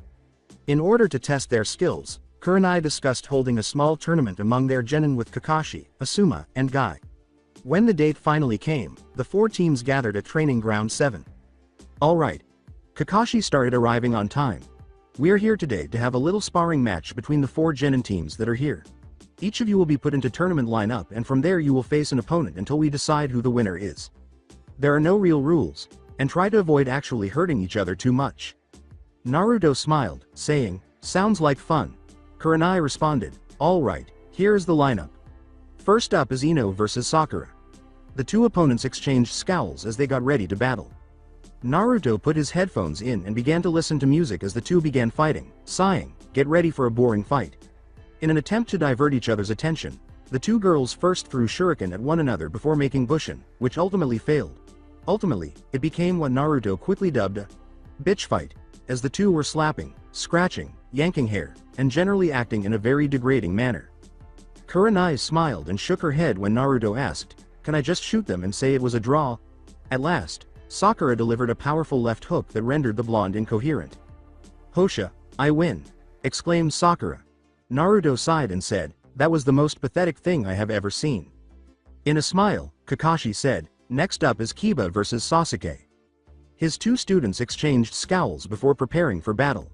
In contrast to the previous fight, this one was fast, paced and nerve-wracking, with Kiba using Akamaru and his family's Shikyaku no Jutsu, 4 legs technique, and Gatsuga, dual-piercing fang, and Sasuke using ninjutsu. Naruto noted each of their abilities during the battle and concluded that neither posed a significant enough threat to warrant a little bravado. As he completed his jutsu, Sasuke finally succeeded in landing a powerful kick to Kiba's face, sending him flying. As the enormous fire struck the Inuzuka, he yelled, "Kaden! Gokakyu no Jutsu, great fireball technique." The Inuzuka was slightly burned but not seriously injured. Winner Sasuke. Kakashi nodded, realizing that Sasuke had managed to contain himself long enough to spare the boy's life. As the lazy genius and the Hyuga heiress got ready to battle, Kurenai declared, "Next is Shikamaru versus Hinata." The lazy genin was attacked by Hinata first, who attempted to disable him, but he just sidestepped her blows until he pulled out a kunai and held it in his mouth while setting off his trap. The Hyuga were caught by the technique and forced to walk into the center together, where his drawn kunai gave him the victory. "Kageme no Jutsu, shadow imitation technique," he said. Naruto grinned and said, "It was a good effort, Hinata-chan." Returning the smile, Hinata said, "Thank you, Naruto-kun." As the two genin from Team Guy got ready for battle, Kakashi declared, "Neji versus Lee is our 4th fight." Neji said that Lee wouldn't defeat him this time because it was his destiny to be beneath the Hyuga prodigy, demonstrating how opposite the two were. This was laughed at by Naruto, who also wished the tiny guy luck and advised him not to hold back from this conceited idiot. The battle got off to a fast start when Lee kicked the Hyuga in the head, which he promptly blocked and scored multiple points. Lee halted and rolled over in agony after this went on for a few minutes. Neji insisted, "You cannot win. Give up." Lee smiled and said, "Never." Winner Neji. Kakashi declared, breaking up the altercation before it got out of control. Naruto snarled to himself as he turned to face Lee and realized that he had been reserving his best attacks for a different conflict. As the two went out to battle, Kurenai remarked, "Next is Tenten versus Shino." As Shino got ready to battle Tenten, she was smiling and carrying 2 medium-sized scrolls on her back in addition to several smaller ones. While he watched and got ready, Shino tested her defense with a burst of his bugs once the match began. He noticed that she had thrown something to the ground as his bugs approached. She vanished from even his bugs in a cloud of blue gas as the tiny sphere struck the ground. Shino frowned and searched for her, but his senses were useless. Tenten said, "Finished." She came down from above, a scroll ready and pointed at him. She opened it and let loose a huge volley of weapons that surrounded the bug user and trapped him. Tenten smiled and pointed to the weapons tags, saying, "Boom." Winner Tenten. Kurenai grinned. And now for the last fight of the first round. Naruto versus Choji. Upon entering the arena, the blonde turned to face his big friend, who was beaming at him. "I hope you aren't trying to scare me with all of those new weapons." Choji cracked a grin. Naruto rolled his shoulders and smiled, saying, "Of course not. I wouldn't insult you like that." When Choji received the signal to begin, he launched his attack on Nikuden Sensha, a human bullet tank, which caused him to enlarge and pull his head, arms, and legs inside while rolling quickly in Naruto's direction. Naruto sighed as he reared back for a punch, yelling, "APA punch," and unleashing a powerful blow that sent Choji flying and crashing into multiple trees. "This is going to hurt." Before the blonde could decide to do any more harm, Kakashi declared, "Winner Naruto." As his eyes stopped racing, Choji exclaimed, "Whoa! What did he hit me with?" he asked. Ino said bluntly, perplexed by what had transpired, "A punch." Tenten questioned, "Neji, did he use any chakra?" According to Neji, who turned off his Byakugan, none. He just used all of his muscle strength and punched. Knowing what would happen, Kakashi said, "Okay, Sakura versus Sasuke." Sakura declared, "I give up. I can't defeat Sasuke-kun." Kakashi repeated, "Very well. Then next is Shikamaru versus Neji." Sitting back and gazing at the clouds, Shikamaru sighed, "No way. I won't win." He sighed as the blonde returned to the field, staring at Tenten with cold, calculating eyes that made her shudder. Then it's Tenten versus Naruto. As the blonde clutched his katana, Kakashi said, "Whenever you are ready."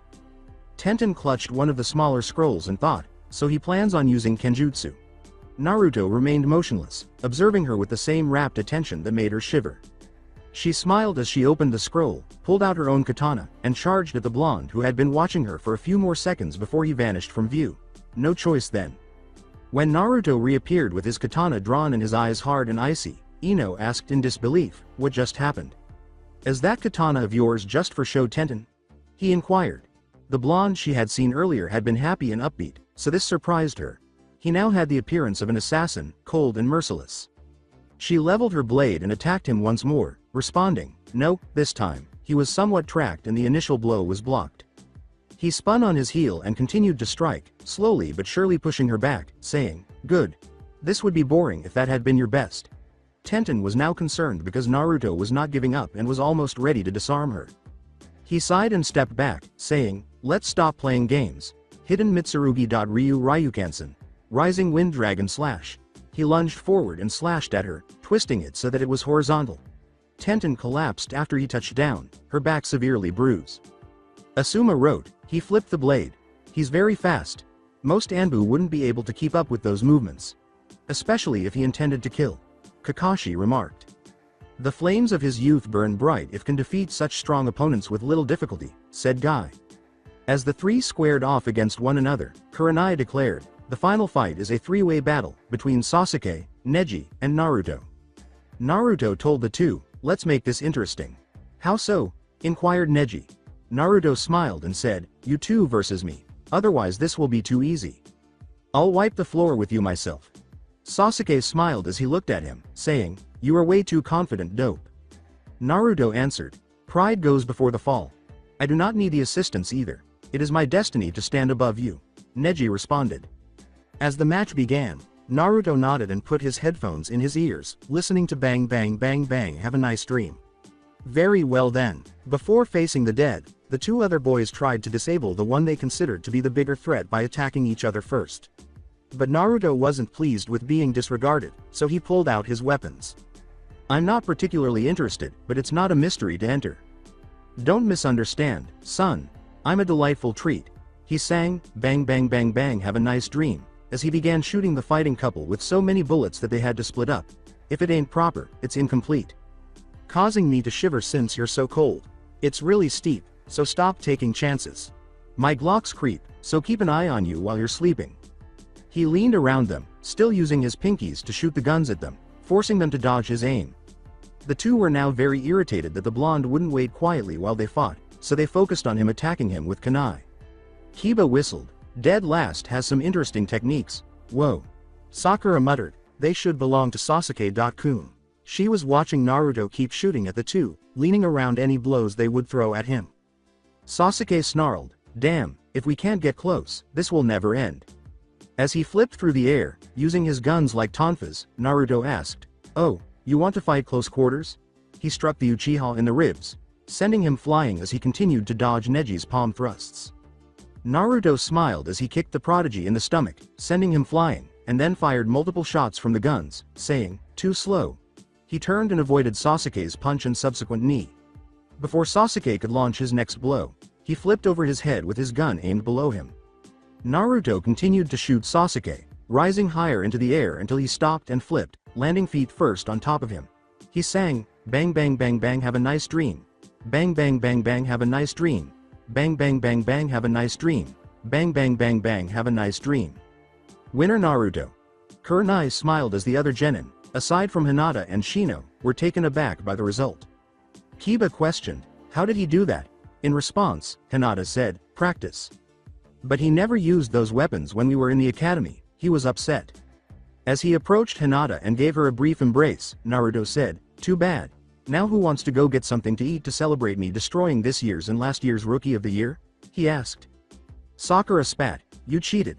Sasuke is way better than you." Naruto merely sighed, turning to face the other genin. "So any takers?" Ino spat as she approached Sasuke and said, "Nope. Kiba snarled, I have to get home early today, can't. Shikamaru answered, I'll pass this time.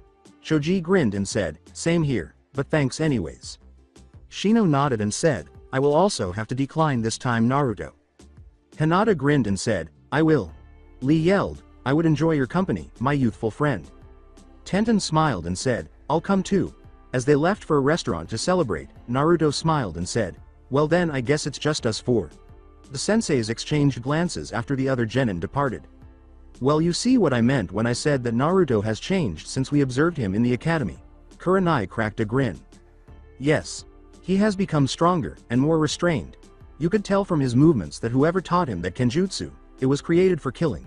Kakashi replied, not one that is easy to learn in a short time. And his usage of it is impressive. He times everything perfectly, so that he won't kill his allies, but still use the attack's full potential. Asuma gave a nod. And what of his other youthful fights? His skill in the art of taijutsu is incredible. Guy laughed. You are lucky to have such a youthful student Kurenai-san. He is strong, but it's like he's not even trying yet, like this is all just a warm-up for him, she said. It very well might be. Remember what the Hokage told us, replied Kakashi. He spent a great deal of time away. Now that he is back he isn't challenged enough. It could lead to another Uchiha massacre, except this time the entire populace of Konoha. As the Jonin departed, Asuma nodded and said, we should watch him for now. See how he acts around everyone, and then decide if we should do something to help him. They were seated in a booth at the restaurant where Team 8 had made their first appearance together, with Lee and Tenten on one side and Hinata and Naruto on the other. So Naruto, what was that kenjutsu you used? Tenten inquired. It was really powerful. It's called Hidden Mitsurugi. Ryu. It is an ancient sword style that pits one against many. It is a killing art, one that is not easily learned, and not one easily used without taking life, replied Naruto. Tenten asked, and you have mastered this? Which caused the blonde to laugh. Not even close. I learned from someone who hadn't even mastered it himself, so I had to take what he could teach me. If I ever want to fully master it I have to go find his master, replied Naruto. So what was his name? Is he a shinobi? His name was Himura Kenshin, and he wasn't a shinobi but a Hidakari. A what? Inquired Lee. Assassin. He used his sword for Akusokuzan, or swift death to evil, replied Naruto. Tenten said, wow, do you think I could learn it? After a few seconds, feeling like Kenshin, Naruto asked, why do you want to learn this? To become a strong kunoichi, to be like my idol Tsunade Senju, she laughed. I'm sorry, but I cannot teach you, she whimpered, why? Because this sword is what my sensei called the black ship on land. It is death for any who crossblades with it. I could teach you this, but there is a chance that it could be turned for evil, and that is why we always seek to understand the reason behind the seeking of knowledge. I won't teach you Hidden Mitsurugi, Ryu, but I will spar with you all you like, teach you to be a better weapon user, replied Naruto. Her voice trailed off, I see. So Naruto, that punch you used in your first battle, what was that? Lee inquired. The Appa punch. It was one of my taijutsu sensei's best techniques. He laughed, and his most deadly since he doesn't understand the meaning of holding back. Tenten said, wow, and how strong is yours compared to his? Everyone just stared at Naruto for this statement. What? Maybe half as strong if I had to guess. He thought. But I can't be sure. With concern for the blonde, Tenten inquired, Naruto, what kind of people have you been training with? As their meal was being served, he chuckled and said, let's put it this way, most of them, normal doesn't apply. Following their meal, they all parted ways for the day, with Naruto, as he had done for the previous 2 months, walking Hinata home. This is Orange Fox, I've spotted the target. White Eyes here, I am in position. This is Beetle King, I am ready as well. Alright team, capture target. The 3 members of Team 8 then leapt out and grabbed the terrible creature that had come to be known as Tora. Naruto was griping about having to perform this task as usual as they walked back. I swear if I have to catch this damn cat one more time I am shooting it from here to the daimyo's palace. Naruto was upset. I mean, how many times have we done this mission? We have completed it 20 times in the last 3 days. Shino murmured, and 50 times in the last week. See, and I know we caught it over 100 times last month. Listen, I know that this mission isn't exactly the most interesting mission out there, started Kurenai. Naruto exclaimed, interesting? More like massive pain in the ass? Kurenai sighed, but it's still good practice for all of you. Hinata noted, I have to agree with Naruto. Kun, This mission is more of a waste of time than it is worth. Kurenai made the wise decision to stop arguing with her genin team because she knew they were correct, but no other team had expressed interest in taking the job, and she knew that the more often they did this, the easier it would be to catch Tora.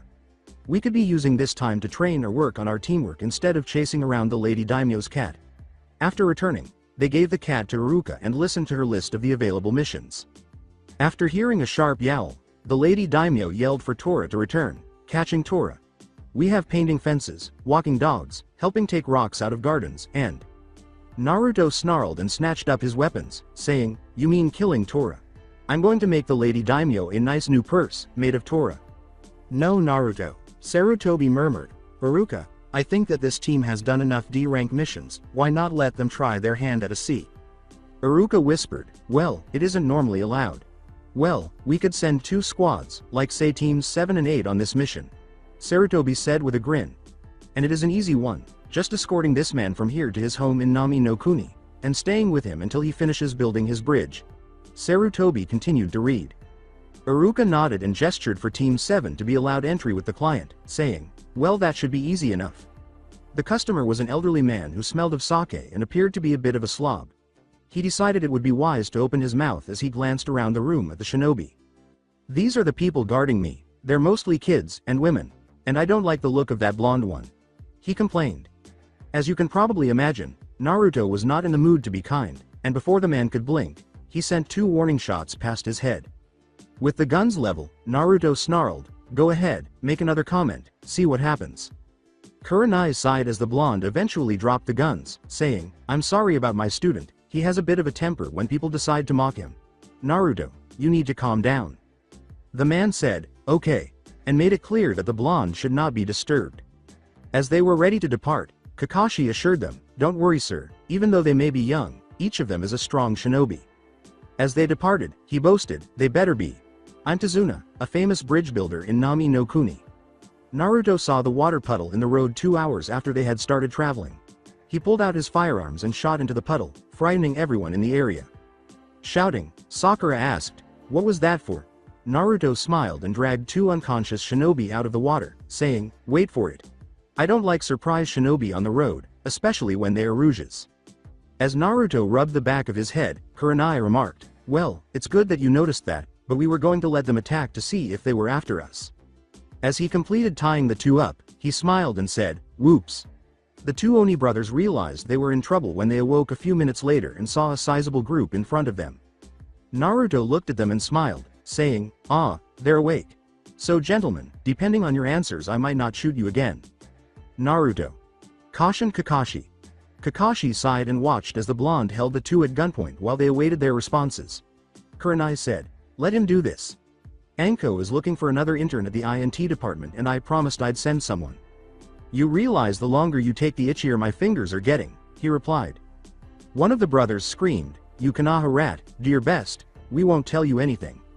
"Really now?" A smiling Naruto inquired. With his guns holstered and his knuckles cracked, Naruto pulled a small kit from his backpack and began going through the contents. "No, too bloody, don't have the right tools handy, ah perfect."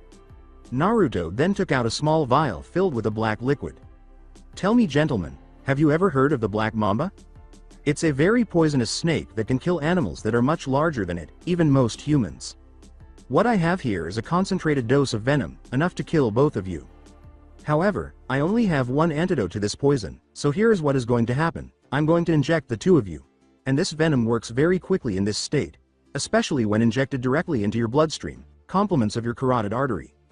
So it basically means you have the next 20 minutes to start talking after I inject you." Naruto smiled as he injected each brother.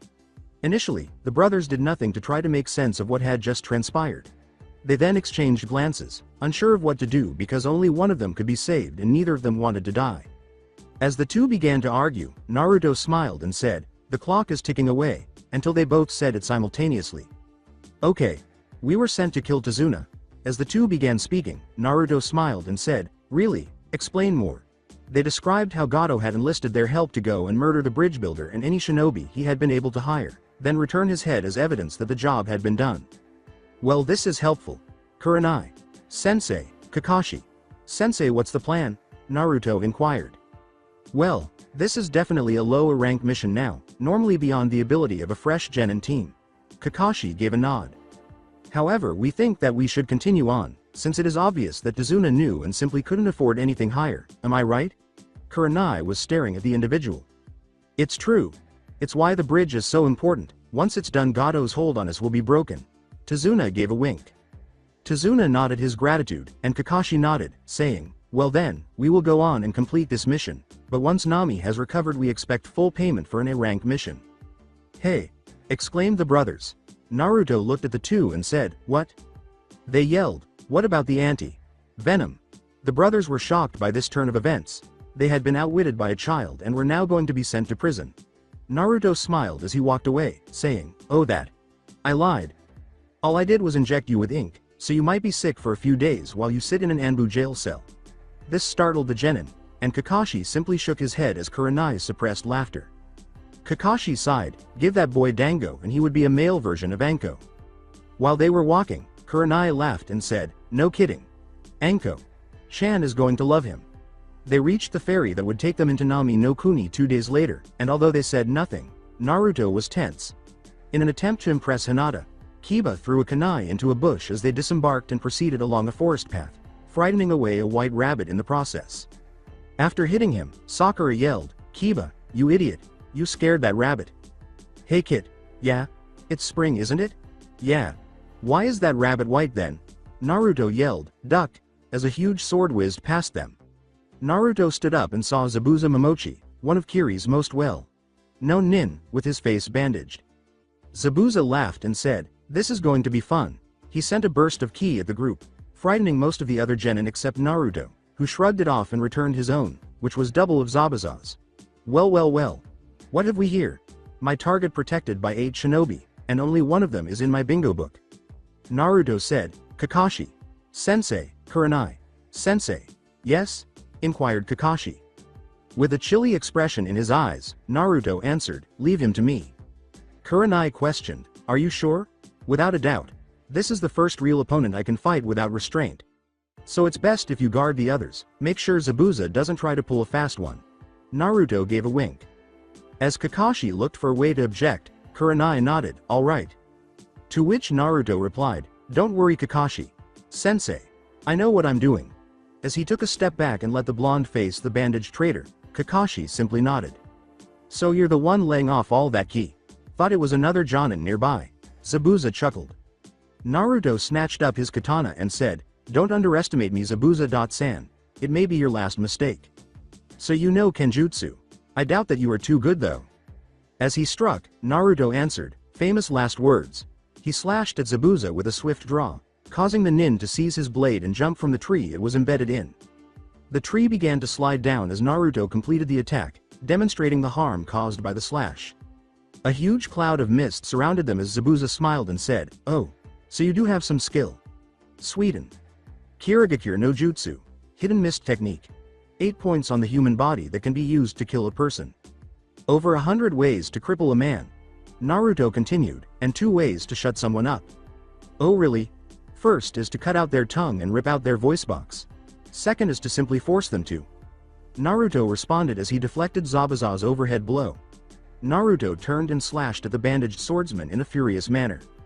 As the blows struck the enormous flat of the blade, which was being used as a shield, he uttered, Hidden Mitsurugi. Ryu Ryusosen, Double Dragon Slash. After taking it off, Naruto kicked the sword back, which caused Zabuza to lose his balance and cut the man in 2. It turned out to be a Mizu Bushin. Not bad kid. You aren't just some squirt who took his daddy's sword. Zabuza chuckled, but you are no killer. After deciding to let loose and demonstrate to Zabuza why his master was feared during the Bakumatsu and why he was a pupil of that renowned Hitakari, Naruto asked, really? He released a huge burst of kai, scattering the mist around him and exposing 2 Zabuzas nearby, both poised to attack. Hidden Mitsurugi. Ryu Ryukansen Sumuji, Rising Wind Dragon Hairspin. He yelled as he shot off in a blur that Zabuza was unable to respond to. He instantly destroyed the 2 clones and then blocked Zabuza's attempt at a follow-up blow. Alright, you are very good kid. Not many people can say that they have crossed blades with me and lived. Zabuza chuckled. How about you ditch those Konoha fools and join me? Thanks, but no thanks. Naruto replied, I'm happy with my life for once. and I'm not about to screw that up. Zabuza snarled, "You're lost, kid. Now I have to kill you." As he slipped past Zabuza's defenses and kicked him in the chest while sheathing his katana, Naruto smiled and said, "If you can." "Battle Jutsu?" Zabuza inquired, observing the blonde with interest. "Yeah. I was trained by one who has the title of Batosei, so of course I have learned many of his ways." Naruto laughed. "Ready to test your luck?" Zabuza chuckled as they got ready to fight. "Try me." As Sakura put it, "Kakashi. Sensei, what's Batojutsu?" "A risky form of Kenjutsu. It's all about speed, and how fast you can draw your blade before your opponent can react. If it works, it is usually an instant kill, but if it misses, then you are left wide open and are likely to be killed yourself." The fact that Naruto is using this either means he has faith he can beat Zabuza this way, or that this was a harder fight than we thought it would be. Kakashi clarified. Naruto smiled as he stepped forward, his blade emerging from the sheath at a speed that could only be followed by someone skilled in the art of Godspeed. In order to stop the attack, or at least discourage it, Zabuza was attempting to raise Kubikiri Hako in time. Zabuza was able to block the slash as he raised the sword, which caused the sword to fly off a little and cut Zabuza's chest shallowly. As he was about to kill Naruto, he exclaimed, "Huh? I win," but missed the sheath that was behind the katana, which smashed into his elbow with a sickening cracking sound. Hidden Mitsurugi. Ryu Batojutsu Soryasen, paired Dragon Flash. Naruto replied, "I would give up now, Zabuza. That strike has crushed your elbow and the nerves connecting it to your hand. You can't even use jutsu with that hand now." "Hee. Not bad, Gaki. You got some talent there." Zabuza chuckled, "But I'm not done yet." As he and Kurenai moved forward, Kakashi said, "Yes, you are. You can't hope to win now." He trailed off as two senbon needles pierced his neck. "That's what you—" Naruto saw the masked nin standing there when he looked up. "Thank you for your assistance." The nin replied, "I have been tracking down Zabuza for some time." Kurenai nodded and said, "You are welcome, Hunter.san." Naruto snarled, not believing this newcomer. "Well, I'm curious as to why you didn't attack while we were fighting. I mean, you had the perfect opening while we fighting. You were too close, and after seeing how fast you could move, I didn't want to accidentally kill you." The nin responded, "Now I must take this body and dispose of it." As the nin seized the body and vanished, Kakashi remarked, "I thought you burned the bodies here." Naruto sighed, "We were just tricked, weren't we?" Kurenai nodded and they turned to follow Tazuna back to his house. "I think we were." When the nine entered, Tazuna's daughter Tsunami was introduced to them. "Thank you for getting my father home safely," she grinned. "Of course. We will of course be staying until your father has finished the bridge." Kakashi gave a nod. As a young boy came down, she said, "Of course. We have enough room for all of you." After a moment of staring at them, he returned upstairs. "Who was that?" inquired Sakura. "Inari, my son." Tsunami nodded. "He's still upset over what happened to his father. Gato killed him for opposing his takeover." As he stepped outside, Naruto responded, "So he's being a baby." Kurenai. "Sensei, I'm going to train in the woods. Come get me when it's time to eat." Kurenai nodded and said, "Of course, Naruto, don't overexert yourself." Tsunami questioned, "Is he always so blunt?" "He is. He doesn't like to dance around a subject. He prefers just saying it like he sees it." She murmured, "He's a good person though." The hunter nin was extracting the senbon needles from Zabuza's neck inside a sizable building deep within the forest. As the needles were taken out, Zabuza snarled, "I hate it when you do that." "I am sorry, Zabuza. Sama, but it is the easiest way of faking your death." "I don't care, Haku. So our first strike was a bit of a bust," he growled. "It would appear," says Zabuza. "Sama, though we do know that the blonde one is not to be taken lightly." "Agreed. If we want to complete this job, we are going to need some backup," he growled. "I want you to go out and gather some strong nin, to bolster our forces for when we fight them again. And while you are out, get a skilled medic nin, whether willing or by kidnapping. I need this arm repaired." "Of course, Zabuza. Sama. The arm will come first, and while you recover I will make sure that we have another 1 or 2 Jonin level nin working with us." Haku gave a nod. Haku got up and went to the door, but Gato entered first. He smiled and said, "So what happened to the Might Oni no Kiri?" "I underestimated my opponent and paid the price."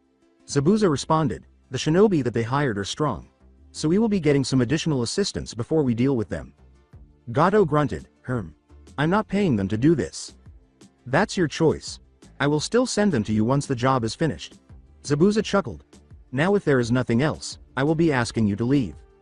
As he walked away, Gato said, just finish off that bridge builder and those damn shinobi. Zabuza swore, I really hate that fat sack of lard. Haku nodded and went to get the medic nin Zabuza needed. I agree Zabuza, Sama. Kakashi and Kurenai continued training their genin in the woods the following day. The genin nodded as he and Kurenai demonstrated, today we are going to be teaching you how to climb trees without using your hands. Each of you will do this until you can climb up to the top in one go. Naruto failed the most, as he shot off from the tree as soon as he had set one foot on it. He shook the dust off himself and remarked, I think that was too much chakra. As he tried, Sasuke smiled and slid off the tree, saying, no kidding dope. Your chakra control still sucks. As he made his way back up to the tree, this time breaking the bark with every step, Naruto said, that's because I have at least 3 times the amount that you do. He managed to climb 3 meters up the tree before slipping off. The day went on in this manner until only Sakura left after Shino, Hinata, and Sakura finished the exercise. Kiba questioned, why are you two staying? Hinata looked at Naruto, who had now made it halfway up the tree before falling off and needing to correct himself in midair, and said, because the extra practice couldn't hurt our control or our reserves. Kakashi inquired about the training's progress that evening while the shinobi were eating. I've finished the exercise as has Shino, so we are practicing until Naruto.kun is finished so we can work on our teamwork, replied Hinata. Kiba smiled and said, I've gotten about 1/3 of the way up. Kiba growled in response to Sasuke's statement, I'm just at the halfway point. I'm at the 3/4 mark. Naruto breathed deeply. This is why I hate having so much chakra, it makes control almost non-existent. I don't get why you all try so hard, Gato's just going to kill you guys in a sea of his thugs. Inari was grumbling. Inari! Shouted Tsunami. As he continued to eat, Naruto grunted, keep dreaming kid. It's true, he's just going to kill you and everything will go back to the way it was before, so you might as well just leave. Inari. Things never change unless you try to change them. Naruto responded by examining the child. If you don't try then you might as well just kill yourself, and end your suffering. What do you know about suffering? You probably have a nice home and a family waiting for you back home. You couldn't understand what I've gone through. As the Jonin gazed at Naruto with concern, a deathly silence descended upon the table. He asked, shaking his head, you think your life is hell? You think you have it bad? Yeah, you know nothing about my suffering, Baka. Naruto said, I would take your life over what mine was any day of the week. I've been beaten by the people I now protect. I've been in the hospital more times than the record keepers could keep in a single folder and now have an entire room in the hospital for my records along with my own designated room. I have been in the deepest pits of hell where not even your worst nightmares can compare. So don't even think that you are the only one who knows about suffering. Naruto rose from his seat and headed toward the entrance, I'll be in the woods, training. As everyone considered what the blonde had said, the room became quiet. Hinata questioned, Kurenai. Sensei, he was kidding, right? I wish he was. She said. Naruto gave all of you a watered-down version of events. The reality is much worse. Tazuna gaped and said, you can't be serious, we are. Kakashi exclaimed.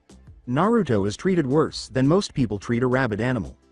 He has been beaten almost every day of his life, and has been sent to the hospital so many times that they keep a specific room reserved for him alone. The Hokage for the longest time was the only person who was nice to the boy directly. Most of the Anbu look out for him, by trying to stop the worst of the attacks, but there aren't always enough of us and we can't always stop them. The worst is on October 10th, his birthday. The mobs are so massive that it would take all of the Jonin shinobi in the village to stop them. And many of the Jonin join in the mobs, helping to lead them. That's awful, Tsunami exclaimed. It's been his life since he was born. He has been hated for something that he had no control of. Most of us who were in the Anbu at the time of his birth know this and try to help him, but we cannot be everywhere at once. Kakashi exhaled. What is the reason for such horrid acts on such a young boy? Tazuna barked. We can't say. Kurenai murmured, it's a S-class secret that only the Hokage and Naruto can reveal. Does he know why? He does. He learned on his own apparently and for him it explains enough for why the village did what they did, but he has chosen to not seek retribution, and he easily could. Replied Kurenai. There's very little hatred in that boy. Inari remained silent at this point, understanding that he had no right to complain given what Naruto had endured. I'm amazed he hasn't left for somewhere that would treat him better.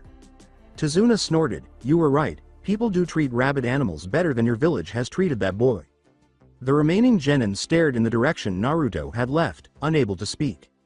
In contrast to Naruto, who had never had anyone but the Hokage and who wasn't always there for him, all of them had families and homes waiting for them, or at least had memories of them to console them when they were upset. Sakura and Sasuke recovered first, dismissing the idea as dramatization. Kiba didn't feel sorry for Naruto enough to take action.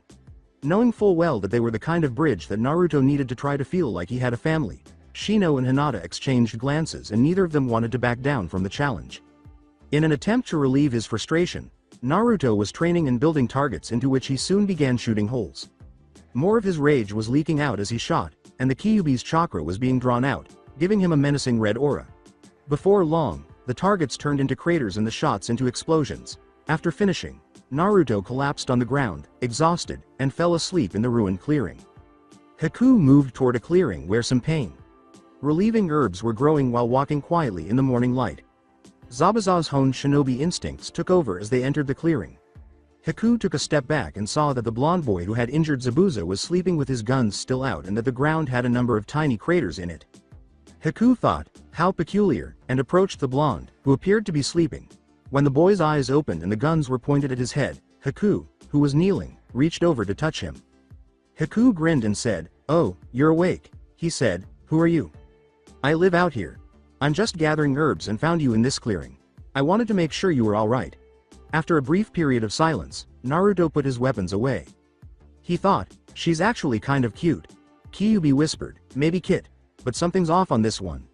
Naruto stood up and extended his hand to her, which she accepted gently.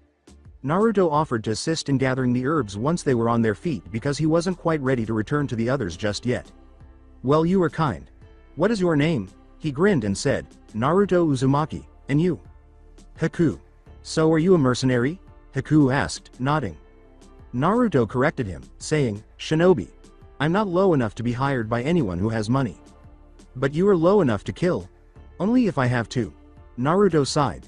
"Shinobi die all the time in the line of duty, if not on missions then in wars. It is better to be willing to accept that you may have to take someone's life to save your own or someone precious to you." "I see." Haku smiled. "So what were you doing out here all by yourself?" As Haku persisted in asking him about his training, Naruto nodded and said, "Training and releasing stress." Naruto thought, now she is definitely up to something. Agreed. She's grilling you for information, she might be working with Zabuza. Well, that makes things problematic. Not really. Just don't answer her, change the subject, or be very vague with your answer. Kyuubi laughed. "So Naruto, do you have anyone precious to you?" Haku inquired. Naruto nodded and said, "I have a few. That is good.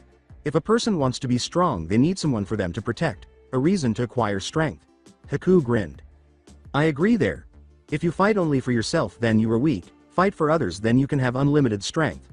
Naruto laughed.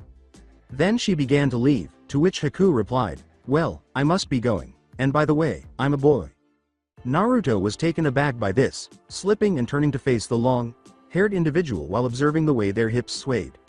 He snarled, "If Haku is a boy, then I'm the Hokage." "Ha ha ha ha." Kyuubi chuckled. "That was hilarious, though you were probably right. No normal guy swings their hips like that." Naruto just shook his head before returning to the training area to complete his tree climbing drills. By the middle of the afternoon, he had climbed to the top multiple times on a variety of trees and was now observing Kiba and Sasuke's continued failure. From beneath the tree, Hinata called, "Naruto-kun." "Yeah, Kurenai. Sensei wants to see you." He called down, "Be right down," and leapt from the tree, landing on the ground after bouncing from branch to branch. After landing, he followed Hinata to the water's edge, where Kurenai and Shino were waiting. "Took you too long enough," Kurenai murmured, "You two start making out or something?" While Naruto simply shook his head, Hinata blushed greatly and nearly passed out at the thought. "If I didn't know any better I'd think you might be trying to get me and Hinata together," Naruto murmured. "Of course not," Kurenai replied as he pondered, "Is he catching on to me? I don't want him to find out about the bed between the Jonin. My god, I'm becoming Anko-chan." Naruto questioned, "So why do you ask for us?" She pulled out 3 pieces of paper and explained, "I've called all of you here because I feel that it's about time that you started learning how to use elemental jutsus. Which is why I'm speeding up your training and having you use these. This is chakra paper, it will tell you your affinity for an element. If it burns its fire, cuts in half its wind, crinkles up as lightning, turns to dust as earth, and gets wet as water. All you have to do is pour your chakra into the paper. Hinata's getting wet indicates her water affinity, while Shino's turning to dust indicates his earth affinity. Naruto accomplished something noteworthy. After splitting in two, he burned. He whistled, "Whoa. How did that happen? My affinity for fire is influencing you, so now your own natural affinity and my affinity are on equal ground, and will always be." Kyuubi clarified. Naruto questioned, "What does that mean?" "It means that you have an equal affinity for wind and fire," replied Kurenai. "This means that since each of you have a different affinity, I won't be able to help you all too much, but I can get you instructors who can." "Like whom?" inquired Shino. "Well, I have a water affinity, so I can help train Hinata, as well as you Shino, since I have a minor affinity for earth.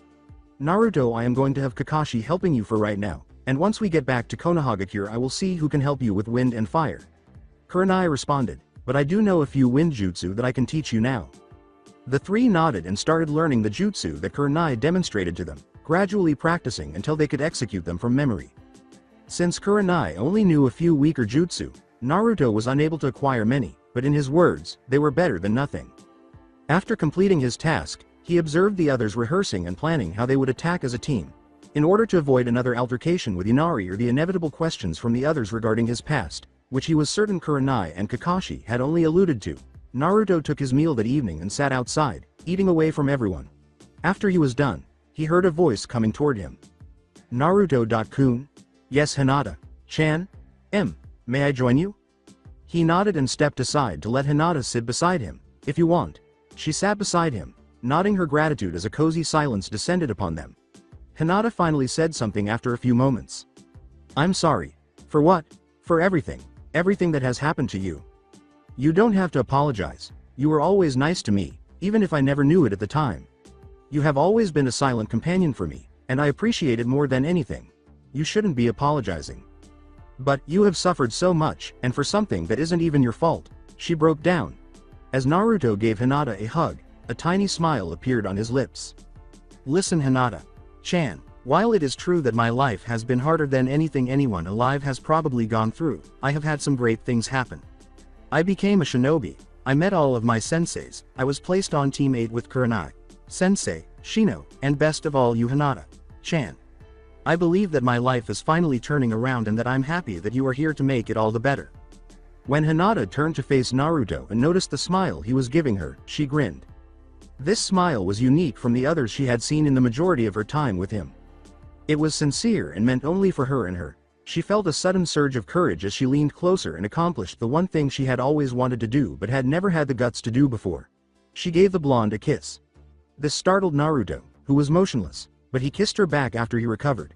With a smile on her lips, Hinata quickly turned red and passed out after realizing what had happened. As he picked her up in bridal style and carried her inside to the girl's room, he sighed, should have seen that coming. As Naruto left the room to sit on the roof for a while, Kurenai took Hinata and put her to bed after she had finished laughing at the red Hyuga in the blonde's arms. While the medic worked on Zabuza's arm in the woods, he was gritting his teeth in agony. "Arg!"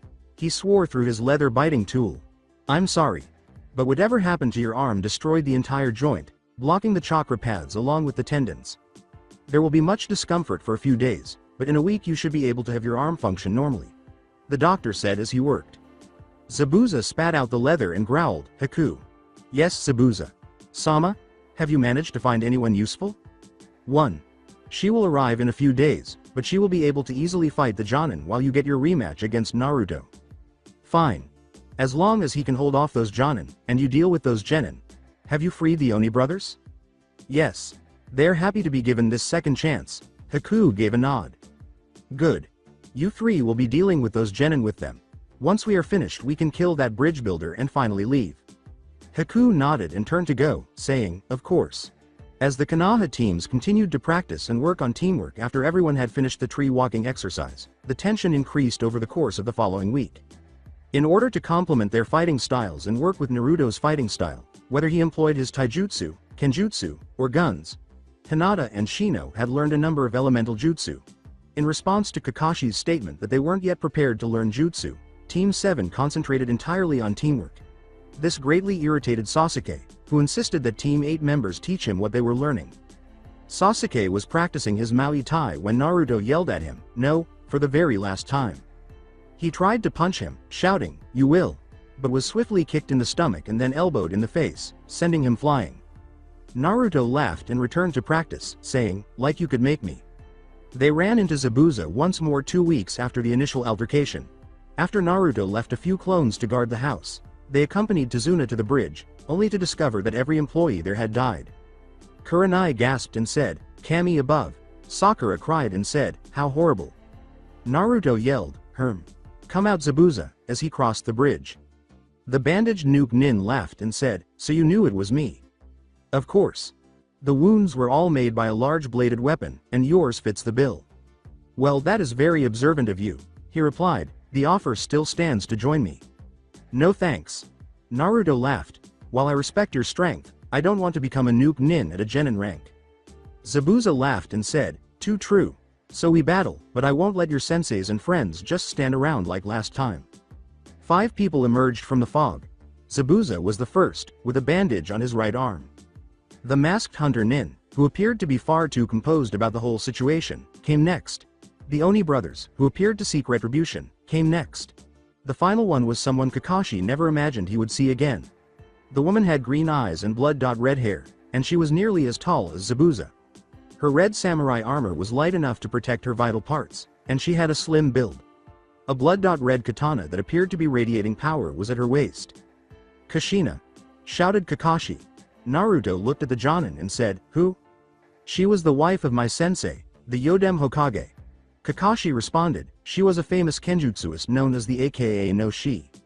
The woman whispered, "That name sounds very familiar, Aka no Shi." Zabuza answered, "Her name is simply aka no Kushina."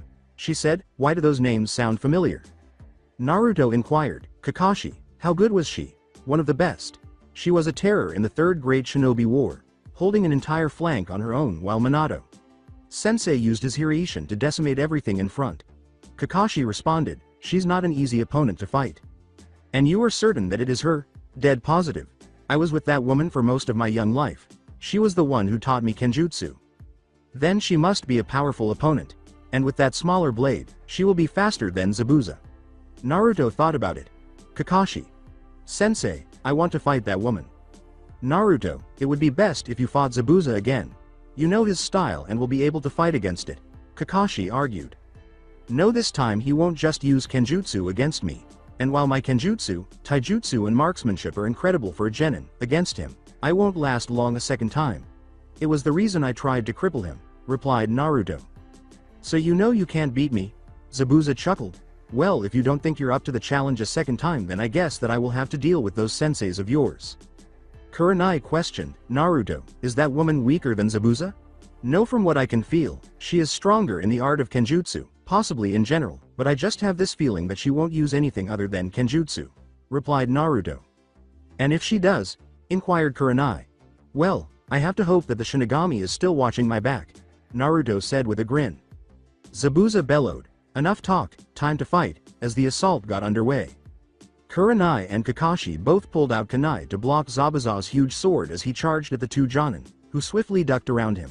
In order to avoid being disturbed, the 3 Jonin skidded back and separated from the others. Having already been told not to fight Naruto, the 2 demon brothers charged forward and attacked Kiba, Sakura, and Shino, who jumped out of the way of the 2 clawed fighters. They yelled, "This time we won't be humiliated," as they launched their assault. This caused the water on the bridge to rise, creating the 1,000 needles that attempted to impale Sasuke and Hinata. Haku began a series of one-handed signs that read, "Sweden. Sensatsu Suisho, 1,000 flying water needles of death." With her Byakugan blazing, Hinata screamed, "Rotation," as she pushed back the attack, allowing Sasuke to strike. Sasuke roared, "Kaden. Gokakyu no Jutsu," as the enormous fireball rushed toward Haku. As the water wall rose around her, smothering the fire, Haku retorted, "Sweden. Suijin Heki, water encampment wall. I have the advantage, Uchiha. Your fire will die out under the might of my water." As he charged at the masked Nin, Sasuke roared, "We'll see about that." With their katanas in hand and their eyes on each other, Naruto and aka engaged in combat. When they finally charged simultaneously and at the same speed, They clashed, shocking many of the fighters with the sound of their swords ringing across the bridge. AKA was precisely matching his speed while thwarting his attacks, Naruto observed. Naruto smiled and said, "You are no ordinary Kenjutsuist. But neither am I hidden Mitsurugi. Ryu Ryusosen." He then went ahead and unleashed the several strikes he discovered she had blocked the worst of, with the ones she hadn't blocked striking her armor and slipping off. AKA retorted, "Aku. Ryu Kai no Arashi, Bloodstorm." She then swung a number of strong blades at Naruto, who mostly blocked them while avoiding the others. The two slid back, evaluating one another after the attack. "It appears that we are too strong to be holding back," Naruto said. "So it would." AKA grinned. "What is your name, boy, and who has taught you such an unusual style?" "My name is Naruto Uzumaki, and my sensei was Himura Kenshin, Hitakari Batosei, practitioner of hidden Mitsurugi. Ryu," replied Naruto. AKA whispered, "Uzumaki, why does that name haunt me?" Naruto said, "You seem troubled, want a timeout?" As AKA struck, her blade flashing while Naruto blocked with his, she retorted, "We do not have the time for such a thing." He said, "All right. But if you collapse later then it is your own fault," as they became yangled. Zabuza had used his mist technique once more, cutting off Kakashi and Kurenai from the rest of their allies, making it difficult for them to deal with him. "You are too weak. I should have fought against that brat again. At least he would have been entertaining," Zabuza chuckled. "Kurenai, if you could make contact with him, how quickly could you cast a genjutsu?" 10 seconds. And it might hold him for about a minute tops. Kakashi nodded as they moved back to back, waiting for Zabuza to attack once more. "All right. We have to take that chance. Next time he comes for me I'll hold him for a moment while you cast the genjutsu." He laughed as he struck again, forcing the two to separate as Zabuza swung Kabikari Hocho at Kakashi, who leapt over the blade, grabbed Zabuza's shoulders, and flipped him to the ground. "So you were thinking that by working together you can beat me? Keep dreaming. I have defeated dozens of people who thought that by working together and eliminating blind spots that they could defeat me. And each and every one of them was wrong," he said. Kurenai made eye contact with him as soon as he struck, and then he and Kakashi vanished like mist. He looked around, trying to understand what had happened, and cried out, "What the hell?" Kakashi began employing his most potent and unique technique, the Raikiri, after pulling his headband up to reveal his Sharingan. Zabuza quickly recognized it and erupted as Kakashi lunged toward him. Zabuza saw the attack coming and, despite still being electrocuted, stopped the worst of it with a Mizu Bushin. Zabuza discovered that his nervous system had been shorted out while he was flying back. He roared, "Damn it all to hell." Before being guided into the trap, the Oni brothers believed they were defeating the three genin quite effectively. As the earth rose up, Shino cried out, "Doden! Suton Kimusho, Stone Prison!" The earth grabbed the two nin and held them for a while as Sakura used chakra to enhance a blow to the other and Kiba and Akamaru attacked one. Kiba yelled, "Gatsuga," as he struck the one brother, rendering him unconscious. Sakura yelled, "Hosha," and slammed the other brother into the floor, rendering him unconscious. As the other two grinned and applauded, Shino said, "We win." Hinata and Sasuke were going through a very difficult period. Haku was attempting to transform the two into pincushions after unleashing a destructive technique she named Mikio Hyosho, demonic ice crystal mirrors. Hinata's Byakugan was the only thing keeping them alive. "Left," she yelled as Hinata deflected another one and Sasuke dodged. Then Sasuke gasped, "This is impossible." "No kidding." Hinata replied, "Even if we keep dodging these attacks, if we can't hit her we won't be able to win." "And that is the point."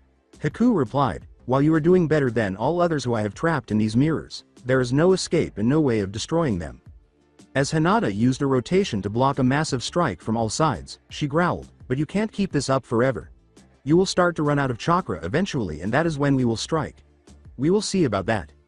As she continued to attack the two genin, she smiled and said, "Then it is a race to see which one of us will last longer." Both AKA and Naruto were panting from fatigue. They had both underestimated their opponent's strength and speed, and they were now at the end of their ropes. Naruto remarked, "Looks like this is the end for our little duel." "So it seems." AKA replied, "You have been my favorite opponent.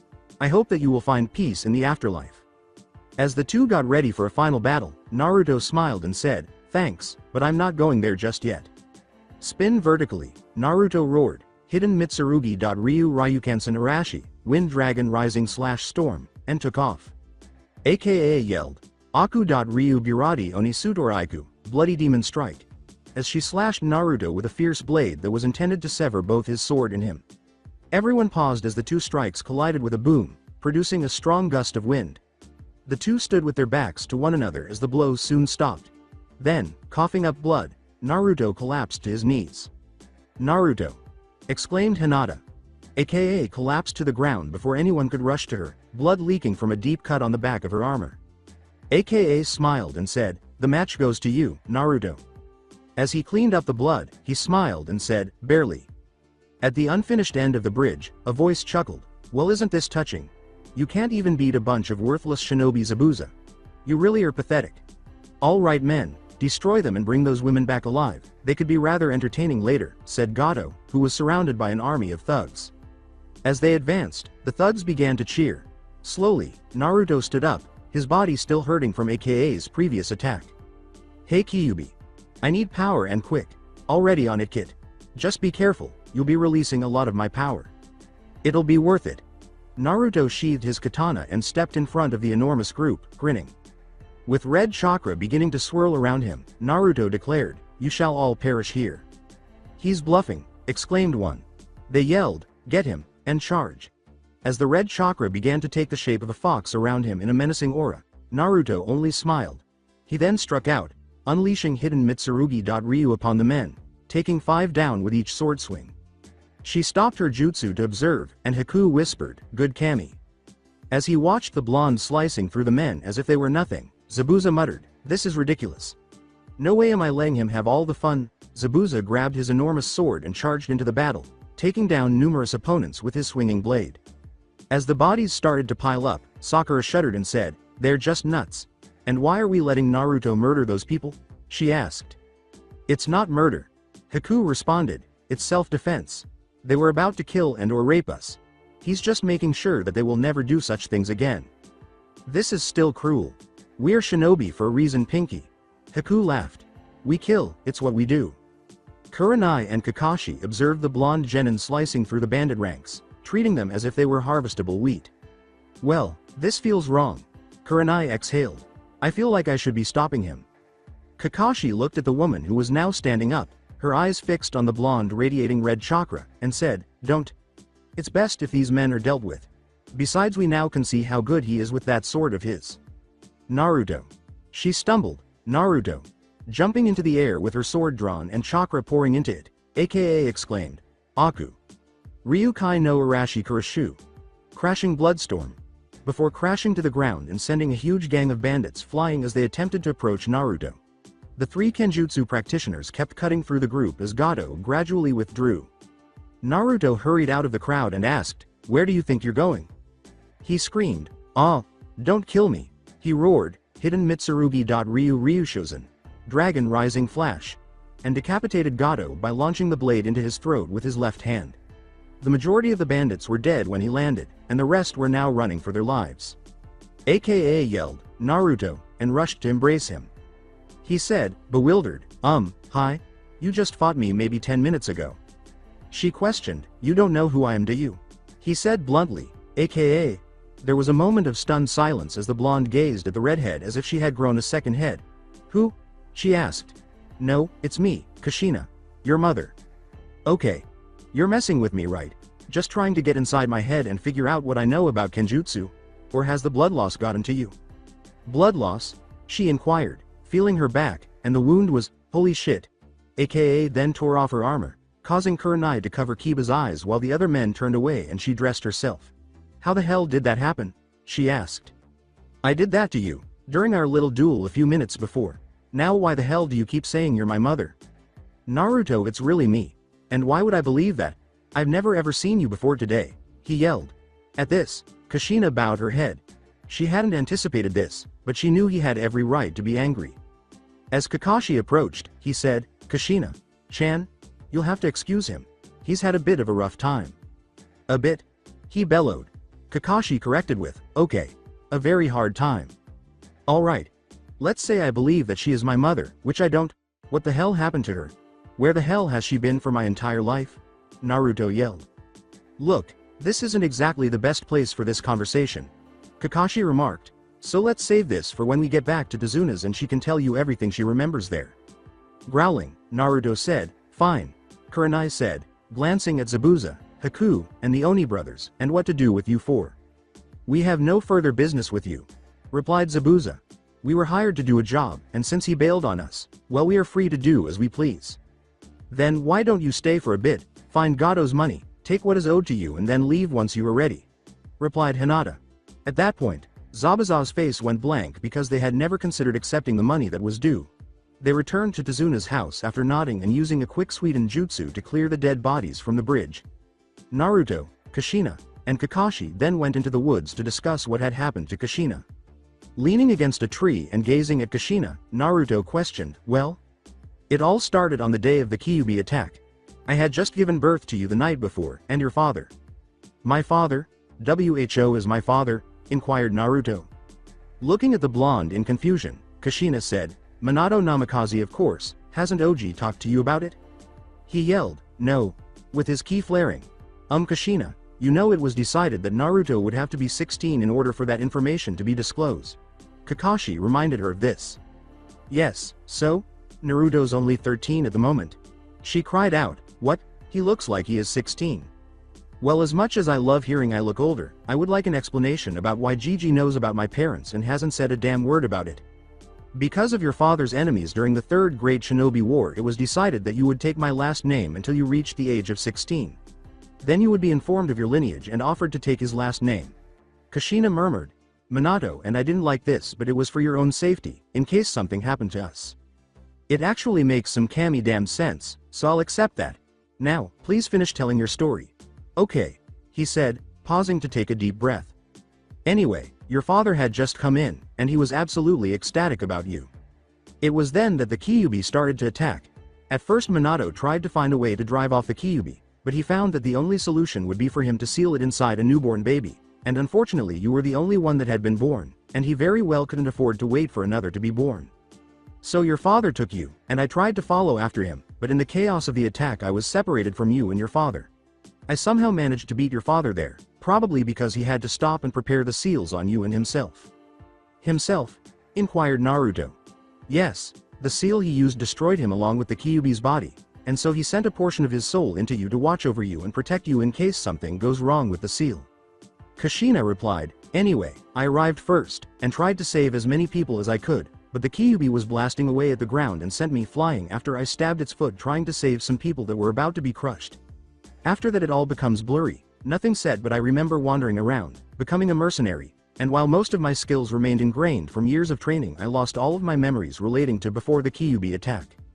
After sitting in silence for a few minutes, Naruto finally met her gaze. "Well, your story checks out. The Kyuubi remembers you, only because you actually managed to cut him with what he calls a butter knife. He smacked you halfway across Hai no Kuni apparently. So while I am still upset, I suppose I can forgive you." He sighed as Kushina wrapped him in a wrenching embrace. Kakashi smiled and said, "Well, at least everything has turned out for the best." "Well, Kakashi-kun, it is good to see you as well. I assume that you are taking good care of my son," she laughed. "Even though I am not his direct sensei, I have always looked after Naruto, ever since he was asleep in his cradle." Kakashi laughed. While Kushina laughed, Naruto muttered, "Now that doesn't sound stalkerish." She paused to catch her breath, and Naruto chose to interrupt, saying, "So Naruto, I want to hear about you. What have you done? Who are your friends? Do you have a girlfriend yet? Have you been eating right? What have you learned?" "Okay. I get it. You want to hear my life story. I suppose I should tell everyone." Naruto thought about it. Kakashi questioned, "Are you sure?" "Well, at least my team." Naruto modified, "No offense, but your students are horrendous." Kakashi sighed as he left to retrieve Team 8, saying, "Well, I don't blame you. I can go get your team and Kurenai while I stay and keep an eye on our Newtonin guests." The two sat there for a few minutes, Kushina watching Naruto while he bobbed his head to music through his headphones. At last she said, "What are you listening to?" "It's called Bang Bang Bang Bang Have a Nice Dream." Naruto then pulled out a headphone and offered it to her, saying, "Listen if you like." The red-headed woman shrugged, accepted the headphone, and began to bob her head to the song while grinning. She smiled and said, "This is pretty good." Everyone nodded at the woman, Kurenai grinning at meeting one of the greatest kunoichi in Konoha history. "Mom, this is my sensei Kurenai Yuhi, and my two teammates Shino Aburame and Hinata Hyuga." He nodded as the song came to an end and his teammates arrived, Okay, formal introductions. Everyone, this is my mother Kushina Uzumaki. Hyuga. Are you Hinoka and Hiyoshi's daughter? She inquired. Yes. She hugged the young girl and exclaimed, oh my goodness. You look just like your mother. Oh, how is she? She passed away after my younger sister Hanabi was born. Kushina smiled as she pushed the blonde Jinchuruki and the girl with the raven hair together, making them both blush instantly. Oh. I'm sorry. Here, take Naruto to make up for it. I thought so. You two are going to be so cute together. Kurenai decided to spare her two students the humiliation by asking, so Naruto, why did you ask all of us here? Especially before Hinata passed out from the ideas Kushina would be forcing into her mind. To tell you all a story. The story of my life, something that all of you need to hear before anything else. Naruto exhaled. Kushina grinned and said, we're listening Naruto. Well, it's better to start at the beginning. On my birthday the Yodem couldn't kill the Kyuubi, and sealed it inside of me. He began as he saw both Shino and Hinata look at him surprised. This is the reason the village hates me. For the first 5 years of my life things were tough, but livable. Once I turned 5 I was thrown out of the orphanage where I lived on the streets for about 6 months, from early fall until early spring. Eventually the Hokage found me and got me an apartment where I could live, along with what would be needed for me to survive, plus a monthly allowance, that would help pay for food and anything else I would need. So then for the next 7 years I was given the usual beatings and attempted murders, despite Gigi's and the ANBU's best efforts. I was sabotaged by my instructors at the academy until Ruka became our sensei, and even then he couldn't cancel out the bad habits I had picked up. So after failing the Genin exam Mizuki approached me with a deal, sneak into the Hokage tower and steal the Yodaime's scroll of sealing, and then learn a single technique out of it. Well, I managed to get the scroll and I did memorize a few techniques out of it. So when I found out that Mizuki had lied to me I tried to use the first one I memorized. It worked but it didn't do anything to Mizuki, or Iruka who had showed up searching for me. It took me from our world and took me to another where I met my Kenjutsu teacher, Himura Kenshin, and he taught me my Kenjutsu, Hidden Mitsurugi. After that I was taken to a massive dojo where I was trained in Jujitsu, Muay Thai, Chinese Kenpo, and Karate. Finally I was taken to a world where I met Shinigami and was trained by his son, 2 of his son's friends and one of their teachers. It's the reason why I'm so strong, because after that last world I returned here. At this, everyone fell silent. Even though Kurenai was aware of all of this, it was still mysterious to hear it directly from the blonde's mouth. To put it mildly, Kushina was taken aback. The village that Minato had instructed to care for his son had treated him like a monster in addition to her incapacity to care for him. Furthermore, he decided to return to this world rather than remain in one of the other worlds in order to protect them. After all, having the Kyuubi inside of him was similar to having the Kakaichu inside of him and his entire clan, so Shino, despite his surprise, didn't find it to be that much of an issue. When Naruto turned to face Hinata, he saw that she was staring back at him with a fire in her eyes that seemed to calm him. That's what I wanted you all to know. Since you are all very close to me, or will be soon enough, you have a right to know this. Naruto gave a nod. Kurenai grinned and said, well, this doesn't change anything, we are still a team. Shino nodded and said, of course. Still staring at Naruto, Hinata blushed and said, why, yes. The genin laughed and followed Kushina, while Kurenai came last, shaking her head at the 4 running ahead. And we are family. Kushina smiled as she gave Naruto a hug. Now enough of this, let's go back to the house and enjoy some downtime before we have to go back to Konohagakure. After a week, the bridge was finally finished, and Kushina, Zabuza, and his teammates were standing on the bridge with the 2 teams. Well, we thank you Konohagakure Shinobi for helping us make this bridge possible. Tazuna was beaming. It was nothing. And remember, you still owe Konohagakure money for the mission change. Kakashi laughed. Tazuna nodded and said, of course. We will have it sent over once it is ready. Kurenai nodded as the shinobi entered the adjacent woods, saying, well, we had better be going. Inari yelled, hey, we still need a name. Tazuna exclaimed, how about the Great Naruto Bridge, to the acclaim of the populace. The 2 groups paused in the woods and exchanged glances for a few moments. So now what? Zabuza was asked by Kakashi. We will be heading on our way. We still need to raise a lot more money, he laughed. For what? Inquired Naruto. To assassinate that damned Yodem Mizukage. He growled, he's killing off people for having Kekkei Genkais. It was the reason I tried to kill him the first time. Now I'm trying to gather forces to try again, and this time take out that damned bastard. Naruto said, Hey Kakashi. Sensei, could we help him? I don't know. It would be up to the Hokage, but we normally don't interfere with foreign matters, although we do not currently have an alliance with Kirigakure. He thought about it. If you Hokage approves, then we would gladly take the help. Some strong shinobi can turn the tide of most battles. Haku said, yes Zabuza. Sama. Go with them, see what their Hokage has to say on the matter. If he agrees to help, then you are to remain there and send word back to me. If he does not, then you are to return immediately. Haku nodded as the bandaged nin turned to face the Jonin, saying, understood Zabuza. Sama. I know we didn't exactly start out on the right foot and all, but you two are good shinobi, and if every Jonin in your village is like you two, well, Konohagakure is lucky. He laughed, and you Gaki. Work on that form of yours. It doesn't look like you have mastered it yet. I haven't, and neither did my sensei.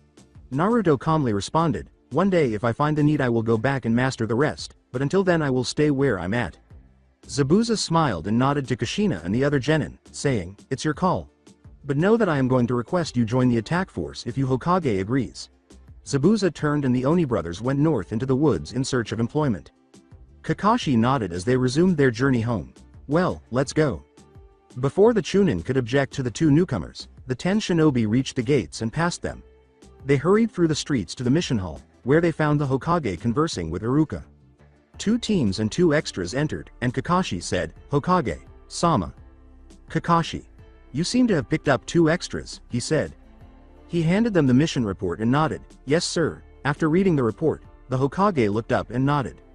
Well, this was certainly different than what I expected from your first C-rank mission. However, since it became an A rank and you all completed it satisfactory, I will have it marked that you have all completed an A rank mission. Now for the matter of you Haku-san.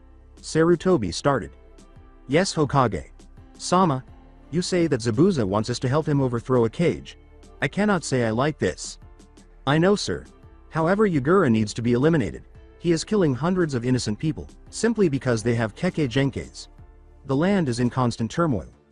If nothing is done, then Kiri will be destroyed, whether by itself or some bloodthirsty nation. I understand your plight, but what will happen once Zabuza succeeds? Will he become the Godem Mizukage? No Zabuza. Sama has no intention of leading Kiri. He will have a suitable person chosen, who will be able to lead, protect and help Kiri. Haku clarified. And does he know who? Yes. He has one idea in his mind. A shinobi who has turned against Yagura. Her name is Mei Terumi. I see. Well, I shall consider this offer. Until I have made up my mind, I will have to have you followed by Anbu. She took a step back and nodded, I understand. The Hokage smiled and said, and now for the matter of Yukashina. The elderly man sighed when she said, yes Oji? The report explains what happened to you, and while I am happy to have you home, there is the matter of your time as AKA. What about it? Well, AKA is a wanted nin in several countries, so for the time being I am going to have to remove you from active service until we can sort this matter out. Oh. Well, I can still train, right? Of course. You aren't under arrest. I just need some time to get rid of this AKA problem. He grinned. Now you are all dismissed. Kushina followed Naruto to his apartment as the genin nodded and left, each going to their own homes. Kushina hesitated for a second after he allowed her inside before grabbing him and pulling him out. What? He cried out. I refuse to let you stay in that death trap. I saw at least 5 different kinds of mold in there. We are going to stay in a hotel tonight, and then tomorrow we will go and get the keys to your father's house. She began to walk. He cried out, but what about my stuff? As they entered a hotel, Kushina shot back, we will go back and get it tomorrow. I need accommodations for 2, she said. Behind the counter, the man snarled, sorry, we don't serve his kind. With a sigh, Naruto said, let's just go. With her katana drawn, Kushina turned to the man behind the counter and said, oh no, let's try this again, shall we? You will give us a room for 2 people or I will give you an inside view of your digestive tract. As he gave her a key, the man began to perspire. Alright, let's go.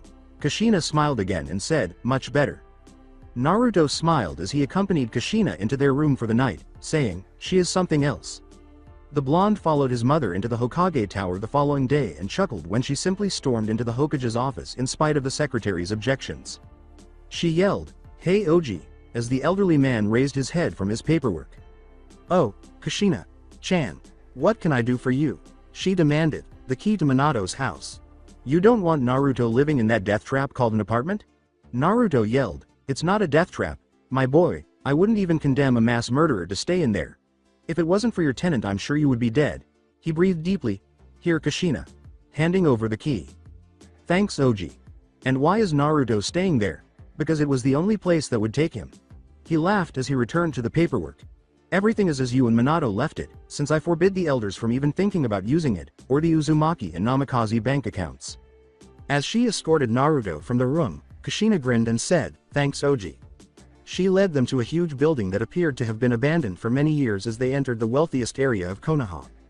She opened the door and ushered Naruto inside, saying, this is it, as she inserted the key into the lock. He said, this place has seen better days. As she ushered him inside, she smiled and said, there's nothing that a little effort and a lot of Kage Bushin can't fix. There was a huge front hall at the front door, with a huge staircase to the left and a coat and shoe closet to the right. A hallway ran straight ahead of them. As she led Naruto down the hallway first, Kushina yelled, okay, time for you to get the grand tour. Instead, they arrived at the end and found themselves in a huge kitchen. As they turned left and entered a spacious room with a couch, 2 armchairs, a small table in front of the couch, and another between the armchairs, she smiled and said, the kitchen obviously. The room also had a number of bookcases, each containing a variety of books. As she led him to a glass door leading to the enormous backyard, she explained, this is the lounge, where Minato and I relaxed with any guests we had over after we were done eating. The backyard, where you can train or relax. Further back is a hot spring that Minato dug up. It's mixed bathing, so make sure you know what you're getting into. She smiled as Naruto flushed. After guiding him back into the kitchen, they went the opposite direction and entered a spacious room with a long table and chairs that could comfortably seat 20 people. As she led him to the next room, she smiled and said, the dining room, for fancy occasions. This is the living room where we sit with the guests before dinner, that way we don't have to work our way through the crowded kitchen. The living room had a number of couches and armchairs strewn about, along with a few small tables. She turned around and guided him back to the stairs, which they headed up first, before entering a second, lengthy hallway. The study is the first door on the right. It has all of your father's and my techniques and important documents in there. The first door on the left is the library, filled with all of the books that we have collected over our time, most being books on training. Then after that are the bedrooms, with mine being the last one on the left, and you can take anyone for now while I redecorate your actual room. Redecorate? She smiled and said, yes, unless you think you can sleep in a crib? After a few moments, Naruto understood her meaning and nodded. Everything that would have been his if Kushina hadn't been shot into space and his father hadn't passed away was in that room. She smiled as she made her way back downstairs, saying, now we have one more place to go. When she reached the bottom of the stairs, she put her hand on the banister and pumped chakra into it, which caused the stairs to fall and reveal the basement entrance. Kushina led them to a huge room that was separated into sections. One consisted of training mats with targets and practice dummies. Another was a desk that had a number of ink jars and brushes on it, as well as a bright light. The latter featured multiple weapon racks, ranging from enormous battle axes and morning stars to shurikens and kunai knives. This is the training room. Here you can practice anything you like, and this entire room is covered with seals so that it can stop the foundation from being damaged if you unleash a particularly viscous attack down here, and it also has reparative powers so it can recover from said viscous attack without you tunneling your way to the other side of the world. Kushina laughed. And that's that. You have seen everywhere you can go in this house. He whistled. Wow, you and Dad really went all out on this. Can't take all the credit. This is the Namikaze compound, so it was built like this a long time ago. Your father simply updated whatever needed to be. She laughed. Well, it is still great, so I'll go get my stuff out of my apartment and be back soon. Naruto cracked a grin. As the two went back upstairs, Kushina chuckled and said, great. And while you're doing that, I will get started on repairing this place. Each of the 10 Kage Bushin that Kushina created had a specific role. To prepare Naruto's room for him, 2 were dispatched up to clean it. 2 were dispatched to begin dusting the library and study. To begin cleaning the dishes and appliances, 2 people entered the kitchen. To tidy up and make the yard look presentable, 3 were sent outside. To dust the furniture and clean the tables, 2 were sent into the living room and dining room. Kushina herself entered the lounge to begin cleaning while making sure Jiraiya hadn't gone through the books again and placed his own pieces on the shelves. Naruto was searching his apartment for items he believed would be significant. He sighed when he realized that he didn't even need to create any clones to help him carry his belongings. Let's see. I've got my clothes, my hidden money stash, my shinobi tools. Don't need the food or anything else. Man, I really do not have much. As he made his way back, he became aware that the Hyuga compound was not far away. He chuckled to himself, "Great Kami above. It's like they are trying to get us together." Kyuubi smiled and said, "Just accept it, kid, your mate has been chosen." Naruto simply sighed when he returned to the compound and discovered that the front had already been cleaned by the Kushina clones. The front was painted a brilliant white once more, the grass was mowed, and the weeds were removed from the gardens. As he entered, he noticed that the front hall had already been cleaned by the clones, and he assumed that the upstairs was nearly finished. Ascending, he noticed that his room's door was open. Curious, he entered and discovered that all of the baby's belongings were gone, replaced by a bed, a desk with a light above it, a sizable dresser, and a closet. Naruto smiled as he went about putting away what little he had.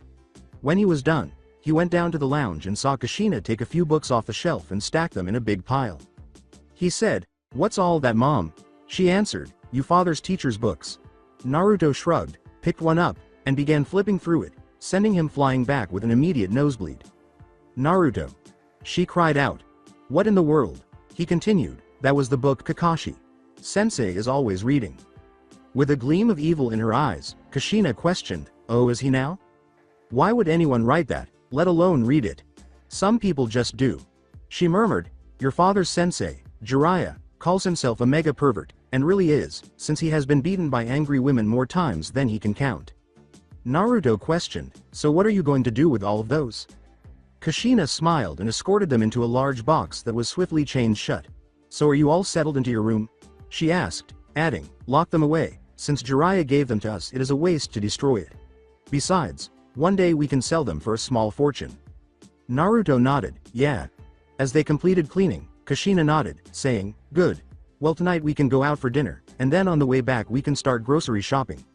When the evening was over, Naruto led the way to Ichiraku Ramen, where the blonde sat beaming broadly. Tucci exclaimed, "Naruto," upon seeing his favorite client. Naruto smiled, "Hey Tucci. Gigi. Sama." He turned to face Kushina and asked, "Who's this?" She grinned and said, "I'm Kushina Uzumaki, Naruto's mother." His mother? Tucci shouted. "That's great, I'm happy for you, Naruto. First 5 bowls are on me in celebration. Ayame, we need 5 of the usual for our best customer and his mother." When Ayame rushed outside and saw the red-haired woman sitting next to their favorite blonde, she exclaimed, "What?" Naruto grinned and said, "Hey Ayame.ni-chan." Kushina nodded and said, "Hello. That's Naruto's mom." Tucci said, "Yep, let's get to work," as they began preparing the ramen. "What is the usual?" inquired Kushina. "Interchanging bowls of ramen.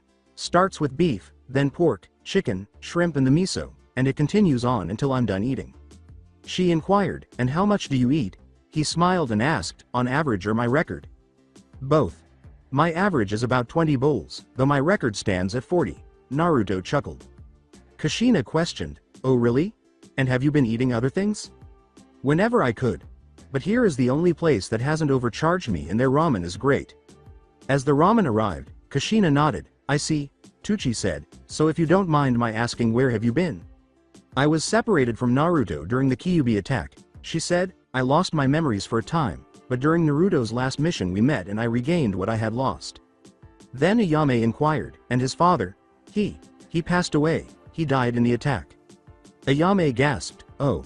As he finished his first bowl, Naruto exclaimed, "Hey, enough depressing talk. This is supposed to be a happy occasion." Tucci agreed, saying, "He's right, now let's enjoy this." So, for the rest of the evening, the 4 of them just chatted and laughed, savoring the good times. Kurenai informed Naruto that she had someone to introduce him to during their meeting the following day. As they make their way through the village, they come to a big square building that seems to have a gloomy aura. Where are we, Kurenai? Sensei, and why am I the only one here?" "This is the I&T department, and you're here to meet another sensei for you. You see, after what you did to the Oni brothers to get information, I thought I should let you intern here, to learn some new tricks," replied Kurenai, "and you will be working under one of my closest friends, so don't worry." As they entered and were led to a second-floor office, he trailed off, "Okay." Kurenai grinned and said, "Well, just go on in, and remember you have training tomorrow with the rest of your teammates." Naruto shrugged, knocked on the door, and waited for a short while. He just walked in to have a kunai thrown at him when no one answered. With his guns drawn, he rolled to the side and aimed at the individual who had thrown the kunai. She was a young woman, slightly younger than the Kurenai, wearing a dark purple short skirt, a fishnet top underneath a dark purple tube top, and a tan trench coat over everything. As she shunned Swede next to him, she smiled and said, "Wow, Gaki, you have some balls. But that's not enough." He smiled and gave her an elbow, but she grabbed his arm and held him there. "Try me. I like you already, Gaki. So you're the new intern that Kurenai-chan said would be coming over?" He grunted, "Yeah. Well, what do you know about interrogation and torture?" she said. "They are both mind games basically. If you can make your target think you have all the cards and are offering the best deal, or the easiest way out of their current problem, then they will likely break and tell you what you want to know. But torture lets you prove you will follow through on said threat." "An interesting theory." Anko nodded. "All right, I like you. Now, do you have any experience in torture or interrogation?" "Only one. On my last mission we captured the Oni brothers, and once they were awake I made them think I injected them with black mamba venom and that they were going to die if they didn't tell me what I wanted to know. In reality I injected them with ink." At this, Anko began to laugh and released his arm while she held her sides. "Oh my. That was you," she exclaimed. "I thought it was some Jonin with a sick sense of humor. You are so staying with me." "What?" Anko smiled as she leaned closer and said, "If you keep doing work like that I might have to start rewarding you." She gave him a flirtatious wink and gestured for him to follow. Interns are allowed to go with others to see what method works best for them, but there is no way I am letting anyone else work with you. Considering that this woman was a friend of Kurenai-sensei's, he nodded and followed her. "All right, Gaki. Since you already know the basics, I am going to have you sitting in on a few of my sessions before we turn you loose on a few of your own." She clarified, "The entire purpose of this department is to get as much information out of these scumbags as possible. Once you break them, they're very useful to us alive rather than dead. So for the first few you will watch me and a few other people work on these bastards, and from there we will see how you do with some help, and then as your last one you get full reign." He smiled and said, "Sounds like fun. Man, Gaki, you are going to be my favorite intern. Who knows, maybe we might be more than that." She laughed. She led the blonde Jinchuruki to an observation room on the first floor, where they entered to observe the department head questioning a foreign shinobi. He glanced at the clipboard and said, "Well, it says here you are from Kusa, but we all knew that." As Ibiki moved about, the nin simply sat in silence. "So how about we make this a quick one and you tell me what I want to know?" "Not a chance in hell, Kanaha bastard." Ibiki nodded as he approached and removed a few long nails. "Very well." He approached and hammered two into the nin's hands, points up, causing him to shudder in agony. Then, in a similar fashion, he put two more through his feet. Ibiki asked, "Ready to talk?" but was met with silence. "Very well." He nodded and proceeded to get 4 candles and place them on the nails. He lit each candle with a match and stepped back as the flaming wax started to drip onto his hands and feet, scorching them. As he turned to leave, Ibiki smiled and said, "All you have to do is say when you're ready, so take you time. Oh, one last thing. Once the wax starts to drip over, those candles start to crawl up your arms and legs to make room for more, so eventually it will encase your entire body, and the heat won't cease until you are either dead or willing to talk, and death won't come quickly." He then went to the observation room, where he saw Anko munching on dango while Naruto watched closely. Ibiki said, "So this is the new intern, kind of young." "Trust me, he's good." Anko laughed. "You know the Oni brothers, the ones who had all that ink in their blood?" "Yeah, that was him. Made them think it was black mamba venom," she chuckled. This gave Ibiki a sly smile. To convince 2 Chunin rank nin that they had been poisoned by something deadly, a convincing liar was required. "Any chance I can take him for a few sessions?" asked the man. Anko smiled and said, "No way. That blonde hottie is mine." Naruto looked at her and said, "Excuse me?" As Naruto sighed, she winked and said, "You heard me." Ibiki inquired, "So what do you think of my method?" "Kind of boring, to be honest." Naruto sighed, "But it is effective, so that is all that matters." "Huh," chuckled Anko. "He's bored of your method. At least mine is amusing." "Yeah, but as he said, it's results that matter." Ibiki laughed. "Besides, he will be willing to talk once the wax has hit his genitals." Naruto shuddered but said, "That's just scary." When the nin began yelling that he would speak, Ibiki responded, "It gets the job done. Well, it's time to get to work." Ibiki nodded as he returned to the main room and started to ask questions about the nin's reason for being there. The man was taken to a holding cell after he was done, and Anko showed Naruto several other rooms so he could observe how each interrogator operated. Anko walked with the blonde out after they were done. Well, since it is so late and we don't have too many people left to demonstrate on, why don't we call it a day and get something to eat? She said. Naruto nodded as she took his hand and pulled him to her favorite bar for sake and dango. I suppose we could. Drink up. I'm underage, he added, and my mom would kill me if I come home drunk. You got that fox in you, right? Yeah, why? Well, doesn't he purify alcohol before it can intoxicate you? Naruto was shocked by this, as he had never considered it. He sat down, saying, but I am still underage. Damn it, I could have been drinking with Kenshin. Sensei. Anko chuckled and gestured for the bartender to bring him some sake and dango as well. You're a shinobi. You are allowed to get a drink whenever you want as long as you have your shinobi license with you. The boy shrugged and joined his teacher in enjoying her favorite meal and beverage. When Kushina entered the bar late that evening, Naruto and Anko were seated there laughing hysterically. Kushina growled, Naruto. With a smile, Naruto said, hi mom. Do you have any idea what time it is? She grabbed him by the ear and pulled him out, yelling, it is midnight, young man. You were supposed to be home hours ago. Anko stammered, ma'am. It's my fault.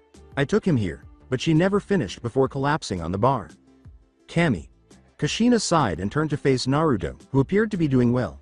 How much have you had? She asked. Twice as much as Anko. Sensei did. The tenant was able to handle all of that, though now he seems thoroughly wasted. Naruto observed. As she picked up the inebriated Jonin, Kushina remarked, well, let's get your sensei home and then you to bed. You have to be up early tomorrow for team training. They dropped her off and returned home for the night after obtaining directions to her apartment. Naruto had a busy month ahead of him. On some days, he was at the I&T department learning about torture and interrogation, and on other days, he was training with his team, working on teamwork and other crucial things. Since Hiku seemed to be constantly coming to the house to look for him, he also made time to see her. The two would either remain in the house and chat about their lives, or Naruto would show her various items that were either interesting or connected to the history of the village while they were out and about in Konoha. According to Anko, he was turning into a pro at the I&T department. Anko stated that he would soon be permitted to go alone and question someone without the presence of another certified member because he was skilled at getting people to think the way he wanted them to. He was given permission to torture his first victim a month later. The Iwa native was apprehended surreptitiously entering the clan district of Konoha. The nin just stared daggers at the boy. Good morning. Naruto smiled as he entered the room with the clipboard and a small wrapped bundle. I hope you are enjoying our hospitality, since you're going to be here a while. Or not, depending on if you're feeling talkative. Naruto shrugged and glanced at the clipboard before turning back to the man. As the man's eyes grew irate, Naruto smiled and said, well, let's try being nice first. I mean, you never know, not all Iowa shinobi are fools. So tell me, what is your name? The man didn't respond. Instead, he spat on Naruto, causing Anko in the adjacent room to wince. She said, not a smart move. Naruto opened the bundle and nodded, saying, okay, then. We do things the hard way. There were a number of large needles inside, some thicker than others, but all at least 6 inches long. Some nearly a foot. He picked up 2 of the biggest ones and approached the man, observing him before inserting the first needle. He rammed a thick one into the narrow opening where the arm and shoulder meet, doing this on both sides. Now I love my symmetry, so let's get things going. I am going to ask you one more time before I start, what is your name? The needles caused the man to writhe in pain, but he remained silent. As he directed fire chakra into his hands and touched the needles, which turned red hot in a matter of seconds, Naruto nodded and said, fine. The man let out an agonizing scream. Naruto nodded as he removed 2 more, stabbed them into his elbows, and offered again. Ready? No. All right then. After being rejected, he used this once more, attaching them to a circuit to prevent the heat from escaping the needles, which caused the man to scream horribly. So what's your name? Nagi Nagase. Okay, so what were you doing here? Nagi started, I was exploring, but soon found herself writhing in agony. Liar. Naruto smiled, now as punishment you've earned 4 more needles and for me to leave you with endless pain for 5 minutes. He removed 4 more needles and inserted 2 behind his kneecaps and 2 in his ankle joints as he walked back to the clothing. He heard Nagi scream in agony as he left the room because the heat had gotten worse. He glanced at Anko as he entered the observation room. So how am I doing? Not too bad. Anko laughed. It's not all that bloody, but it is very interesting to watch him writhing in pain from those needles. How many more can you put in? Well, for the basic joints I can add another 4, his wrists and then where his legs connect with his waist. After that I can start using his fingers, his spine, and any other place where the bones aren't a solid piece." Naruto chuckled. As the blonde nodded and turned to leave, she smiled and said, "Well, don't leave him like that for too long. We do want answers." He looked at the man once he was inside. "Ready to try again, Nagi? Why were you here?" I was sent." "By who and for what purpose?" "By the Sandame Tsuchikage," Nagi said, "to see if a rumor was true." "What rumor?" "We heard a rumor. That the son of the Red Death had been found, and that he was the son of the Yodem Hokage. The Sandame wanted to see if it was true." "I see. And what were you to do once this was found out?" "Either eliminate the boy, or report back so a stronger shinobi could be sent." Naruto nodded and motioned for the man to be removed, saying, "All right then." The man was taken to a holding cell after the needles were removed. "Not too bad, Gaki." Enko laughed. "Your time was 10 minutes 11 seconds, from the time you entered till the time he was taken away. For an intern that is unheard of, for a certified member that is impressive." "Thanks, Anko." "Sensei. Does this mean I'm done?"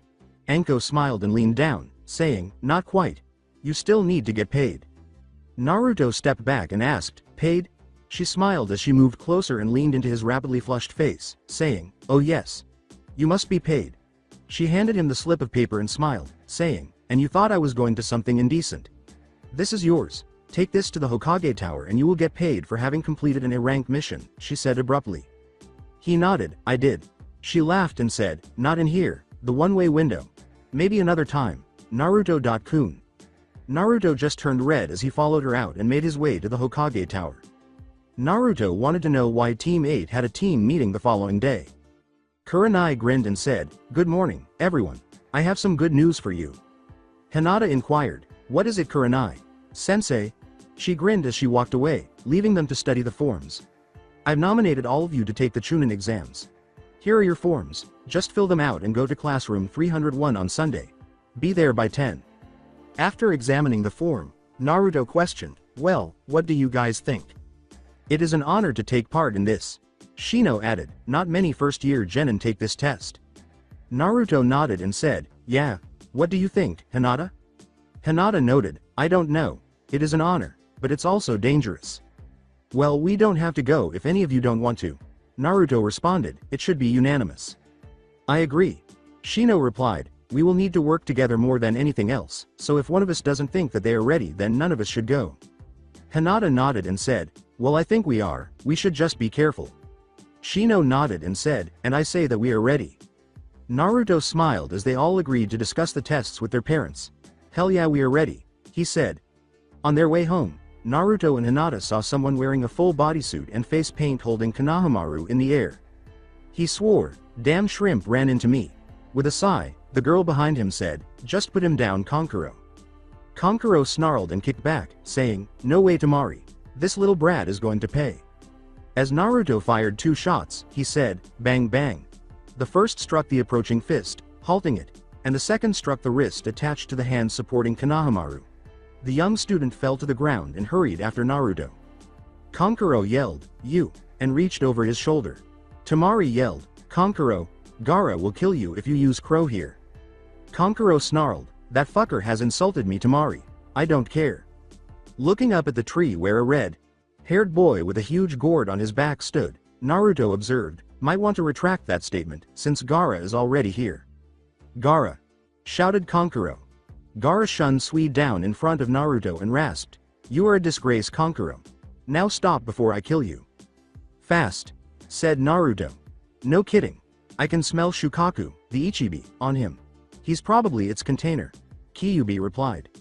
"Who are you?" inquired Gaara. In response, Naruto said, "Naruto Uzumaki, and I am like you, brother." Kankuro mumbled, "What is he talking about?" As he turned away, Gaara grinned and said, "Really now?" Tamari and Kankuro both gave him wide-eyed looks. "I look forward to seeing what you are capable of then, Naruto." "He's never acknowledged anyone else as his equal before, not even father," Kankuro stated. Tamari nodded and said, "I know. Who are you exactly, Naruto Uzumaki?" As he watched them go, Naruto smiled and said, "What you see is what you get." Naruto thought about the Sand siblings as he walked Hinata the remainder of the way home, nodding to himself. Gaara was smiling maniacally because he had at last discovered a deserving foe for his mother to indulge in. As Shukaku was in a frenzy over not fighting that blonde who seemed to radiate power, Gaara assured him, "Soon mother. Soon you will feast on a great meal." Early on Sunday, Team 8 arrived and proceeded to the third floor, pausing at the enormous throng on the second floor. As he began to walk on the ceiling toward the stairway, Naruto remarked, "This is kind of sad." A genin who was obstructing the door yelled, "Where are you going?" As the rest of his team walked on the ceiling behind him, Naruto responded, "To take the exam." All of the genin began to understand that the exam was on the third floor and that this was only the second floor. Kurenai was waiting for them after they passed the roadblock. As the genin nodded, Kurenai grinned and said, "Well, you are all here, so best of luck, and no matter how you do in these exams, I am proud of you three." As they entered the room, they discovered that there were already a ton of genin there, all of them staring at the three newcomers. With his ki flaring, Naruto asked, "What are you looking at?" Frightening the dozen or so people in the room who, aside from two, had never felt such a killer intent. "What ki? He has the look of power about him, one who seeks strength. Perhaps I should mark him as well." Kukakuku. Akusa Nin thought. With his own ki rising, Gaara thought, "Such ki. He will help prove my existence without a doubt."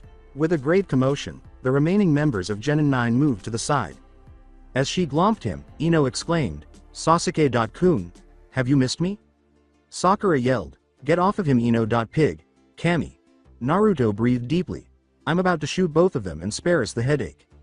Shikamaru sighed, "At least you don't have to listen to her all the time." Kiba had approached Hinata while Naruto was speaking with Shikamaru. "Hey Hinata, how would you like to go out with me once we're done here?" he inquired. As Hinata put it, "I'm sorry Kiba, but I will have to decline." Kiba smiled and said, "Aw come on, just give me a chance." Hinata sighed and said, "I'm sorry, Kiba, but I'm not interested." Snarling, "Just one date," Hinata yelled, "Kiba, stop." Gazing at the Inuzuka, Naruto snarled, "Leave her be." Kiba smiled and asked, "Or what? You gonna fight me?" As Kiba's smile expanded, Naruto answered, "No, I'm going to kill you." Kiba snarled, "Like hell," and attempted to strike the blonde. With a gun drawn and pressed against his ribs, Naruto slipped beneath his fist as soon as he made a move. As he drove the gun deeper into Kiba's ribs, Naruto questioned, "Want to find out what happens at point-blank range?" "You wouldn't," snarled Kiba. The gunshot sent Kiba flying into the ceiling, and all that was heard was a cry of pain. Sighing, Naruto said, "Don't doubt me." He walked over and said, "You really shouldn't cause such a scene." To which Sasuke replied, "And who are you?" "Oh, my name is Kabuto Yakushi. I'm what you would call a veteran of this exam." "How many times have you taken it?" Sakura inquired. "Really?" "Well, this is my 8th time." Naruto remarked, "Wow, you suck." "It's not that, it's just that these exams are very difficult," Kabuto murmured, "but because I've been through here so many times I have plenty of information on the other contenders, in these ninja cards." Grinning, the older nin raised a pile of cards. "These have country information, as well as personal information." "All competitors?" inquired Sasuke. Kabuto nodded, "Yeah." Sasuke smiled and said, "Give me Rock Lee, Gaara no Subaku, and Naruto Uzumaki." Kabuto pulled out the cards and sighed, "No fair, you even know their names." "Okay, first is Rock Lee. He has completed over 50 D rank missions, and 12 C rank missions. He has little to no ninjutsu or genjutsu skills, however he has extraordinary taijutsu skills. These are said to rival most chunin in abilities. Next is Gaara no Subaku. He has completed an unknown amount of D rank missions, over 20 C rank and 1 B rank. And it's said he has never gotten injured while on any of these missions." Sasuke nodded, saying, "That's interesting." Feeling a gun against his head, Kabuto said, "Last is Naruto Uzumaki." "This is where your little show ends." Naruto said, "Now give me that card, or I will blow your head off of your shoulders." "Think you can?" inquired Kabuto. As the others turned to see that Naruto's other gun was also out and pointed behind him at the Auto Nin who were preparing to attack the distracted Genin and Kabuto's teammates, Naruto retorted, "You try anything and I pull both triggers." Kabuto gave him the card and nodded, saying, "Okay, here you go." When Naruto pumped chakra into it, he saw that it accurately reflected his abilities. "How did you get this information?" he asked. As the proctor arrived, Kabuto responded, "Hard work." Ibiki yelled, "All right you little shit stains, take your seats," as Naruto passed Ibiki and the Genin walked around the room. Naruto sat down and said, Be sure to look at my test. Ibiki went on to describe the test and the 50 minutes they would have to complete the questions. Naruto nearly lost his temper when he glanced at his paper. The test was the most difficult thing he had ever encountered. Hey Kyuubi. What kit? Can you answer any of these questions? There were brief silences while the Demon Lord considered each query. Nope. And why would I need to know it? I'm a Demon Lord after all. Damn. When he looked back on the test, he saw that everyone was attempting to cheat in some way. Naruto searched his mind for something helpful, but he couldn't find anything. Writing on the test, he shrugged and put the nin card next to his writing. He waited for the 50 minutes to go by, closing his eyes and resting his head on the desk. As time passed, many genin were removed, the majority for blatantly cheating. Ibiki explained the guidelines for the last question to them after the allotted time had passed. So you mean if we choose to take the question then we might be stuck as genin forever? Ino was speechless. As Ibiki observed a number of people giving up and walking away, he said, "That's right. So what will you do?" After roughly half of the class had left, he looked around and saw only resolve. The genin appeared perplexed, but Ibiki smiled and said, "All right, you all pass." Kiba yelled, "What are you talking about?" The 10th question was to see if you were all ready to take that leap of faith. There are some missions where we will not have any or very little information, or even worse, false information, and you are assigned to retrieve something, but you don't know the amount of enemy nin, the location of the item, or even the skill level of your opponents. So do you take this mission, or wait for a safer one? You take it, of course. Anyone who would back down for the sake of protecting their own hides is worse than trash and doesn't deserve to become a chunin. Tamari questioned, "So what was the point of the test?"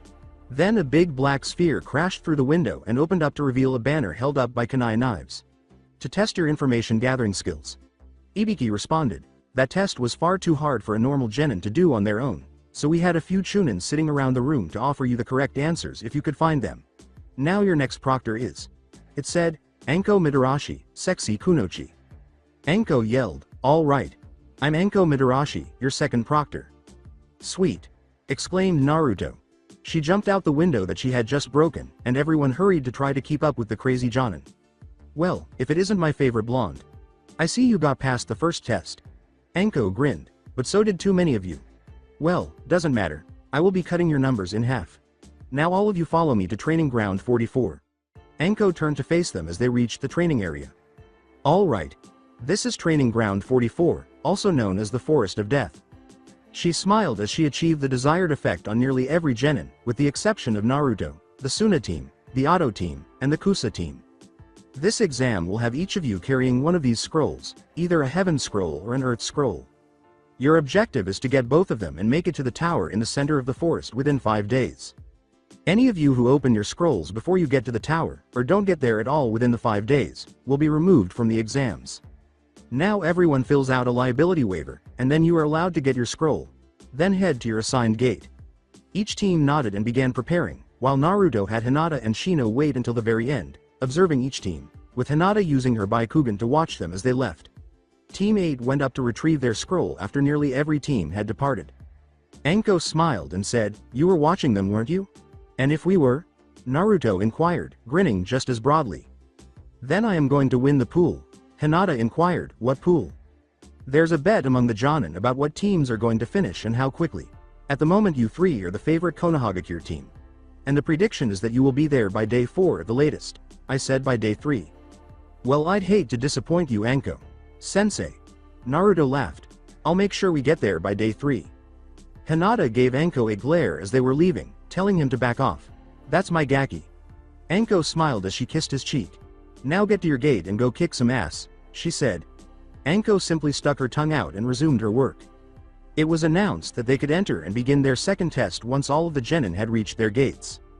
They were only 10 yards into the forest when Naruto ordered them to stop. "Okay. Hinata, remember where the closest Heaven Scroll was?" Naruto inquired. "Yes. It was to the west of ours, 2 gates. Okay. Here's the plan. I want you both to keep moving towards the tower. Get as close as you can, then hide yourself very well," Naruto said. They both said, "Why?" "Because I'm going to go steal that scroll, and it will be easier to hide in here by myself," he responded. Hinata snarled, "No, I am not leaving you alone in here." "She is right, Naruto. It is better to work as a team than separate." Shino gave a wink. Naruto trailed off, "Fine. Although it made things much more difficult, he was actually happy that they opposed this plan. With a nod, the trio headed through the forest until they came across the group carrying the Heaven Scroll. After hanging back a little to ensure that the other teams were ahead of them, they soon discovered them camped for the night, all of them tense but unwinding. Hinata questioned, "So what should we do? I'll distract them, then you two get the scroll." "Hinata, where is it exactly?" Naruto inquired. "It's in the bag on the left, hidden under several different items," said Hinata. "Okay. I'll force them away from the bag and then you two go in and grab it. Once you have it we run. I'll be bringing up the rear, to provide cover fire. Shino, have your bugs on standby, watching out for anything getting too close to our position, now and once we start moving. Hinata, we need you to have your Byakugan active since you will be leading us out of danger." Shino nodded and said, "Understood." Naruto nodded and walked away, but Hinata laughed and said, "You are a regular strategist, Naruto-kun." After positioning himself, he pulled out his weapons and launched an assault on a Konoha shinobi team. When the attack came, the three realized they were in trouble, even though they had thought they were smart for stopping this far back. They were forced to flee from the bags and seek cover as the projectiles flew into the campsite. One yelled, "Damn it," as a chakra bullet sped by his head. While Hinata and Shino went to get the pack, pulled out the scroll, and began to run, the three had sought cover. As he attempted to follow, one exclaimed, "Shit, they have our scroll," but was swiftly dissuaded by a burst of bullets. When Naruto realized they had the scroll, he hurried after them and fired a final burst of fire as he approached his group. He swiftly caught up to his team by leaping through the trees and pausing in a tiny clearing. Naruto smiled, "That was great." "Agreed. It was precise and there was no unnecessary loss of life." Shino gave a nod, "But now we must get to the tower. It won't be that bad, but we should rest for the night, so let's start setting up camp.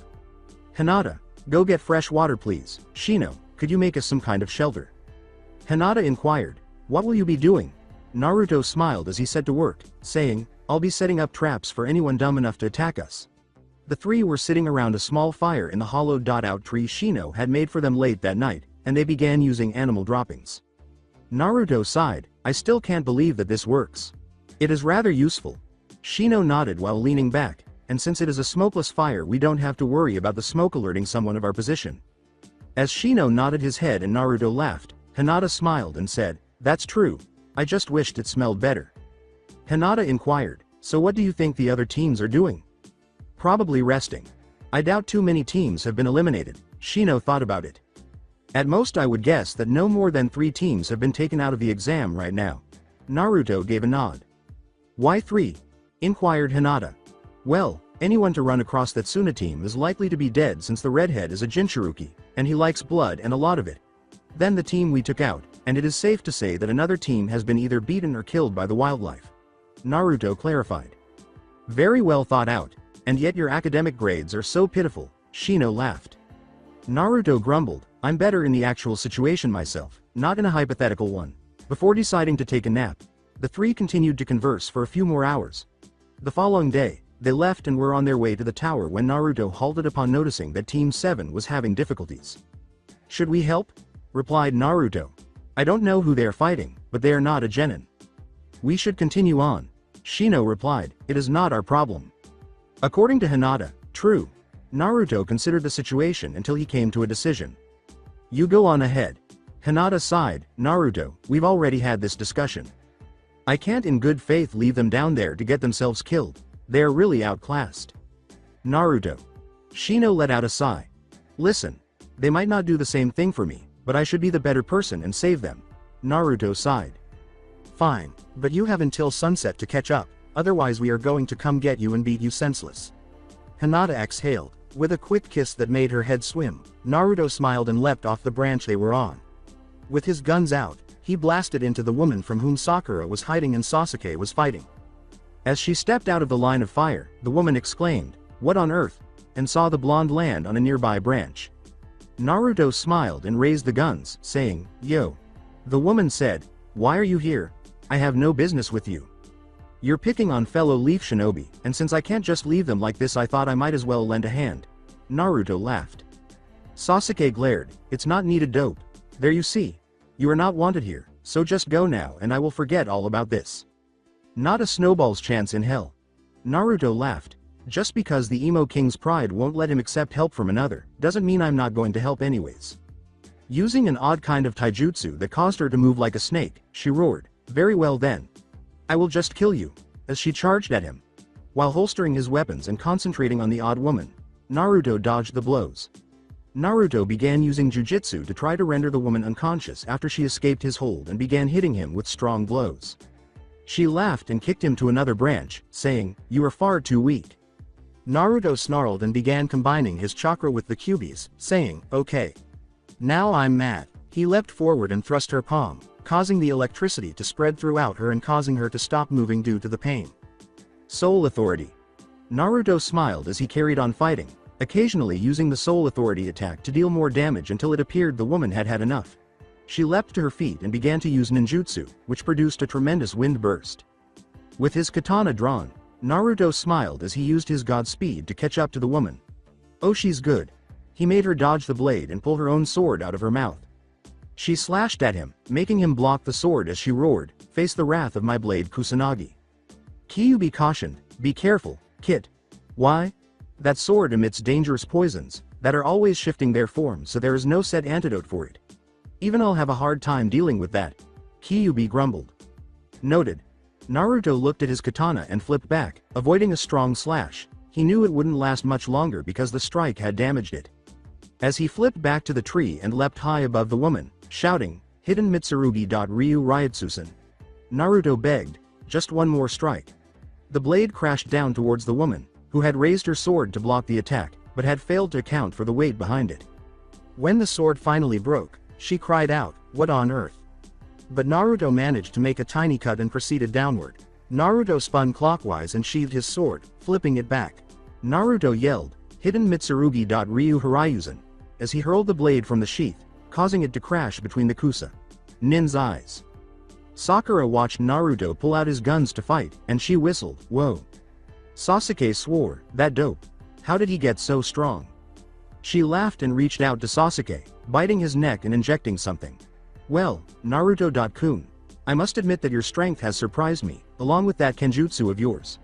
I look forward to fighting you again in the future, once you can get a blade more suited for you. But for now, I should finish what I came here to do." Naruto yelled, "Get away from him," as he began to blast her body and slam it against a tree. He continued shooting until she was securely embedded in the trunk as her neck retracted. She laughed and transformed into a Tsuchi-bushin, saying, "Most impressive." Naruto dodged a ball of fire and swore, "Damn." As she ran away, she smiled and said, "You are definitely worth looking into, Naruto-kun. Maybe I will mark you soon." As he glanced at the other two, he swore once more, "Damn." Sakura was attempting to care for the emo. Sasuke was unconscious from pain, and Kiba was lying on the forest floor, protected by Akamaru. In terror, Sakura cried, "What do we do?" He questioned, "You're a shinobi, aren't you?" "Yeah." "Then stop being so damned pathetic." He yelled, "Get your team to shelter and hunker down for a day or two, until your team has recovered enough to continue onward. And if you say that you don't know how, I swear I am going to punch you out and leave you for another team to find, one less merciful than me." Sakura knew he was correct as she glanced at the blonde. She looked at Naruto and nodded as she picked up Sasuke. She questioned, "Could you give me a hand with Kiba?" Noting that he still had a few hours to catch up to his team, Naruto glanced up at the sky. "Fine. But once you are settled I am out of here, need to catch up with my team." She confessed, "I just thought you were separated." He jumped down to the forest floor, grabbed Kiba, and followed Sakura to where she intended to spend the night. "Not a chance. We saw you guys in trouble and I decided to lend a hand since you were severely outclassed." Naruto shrugged, adding, "Besides, I doubt Kakashi Sensei would be too happy about me passing his genin by when they needed help." After arriving, Akamaru began sniffing around the area to make sure it was safe for him and Kiba. Naruto nodded and turned to leave, saying, "All right, now if you excuse me, I will be leaving." Sakura called after him, "Naruto." "Yeah? Thank you for helping us today, and I'm sorry about your katana." Naruto nodded as he sprinted off, heading back onto the trail to locate his team. "No worries, and you know what they say. No good deed goes unpunished. Besides I still have my taijutsu and my guns." When he finally arrived at his team's camp in the late evening, he was worn out. Shino pointed out, "You're late, so sue me. I had to track you two down, remember? Still, you shouldn't have gone down there to help. Hinata responded, and we would have gone back after you if I hadn't seen you coming back before the deadline. He relaxed and sighed, I know. You are both too good to me. Naruto? Inquired Shino. Yes? Shino gazed at the empty sheath and inquired, what has happened to your katana? It's been destroyed, they both said. What? Yeah. That Kusa.nin was very strong, and had a sword down her throat apparently. Anyway, her sword was very powerful and destroyed mine. Naruto replied, it's the price I paid for going to help them. Hinata said, I don't think it was worth it. I think it was. Naruto laughed. Because whomever that woman was, she was no genin, and she marked Sasuke with something. By biting him, she injected something that created a mark on his neck. So whatever that is, I doubt it is good.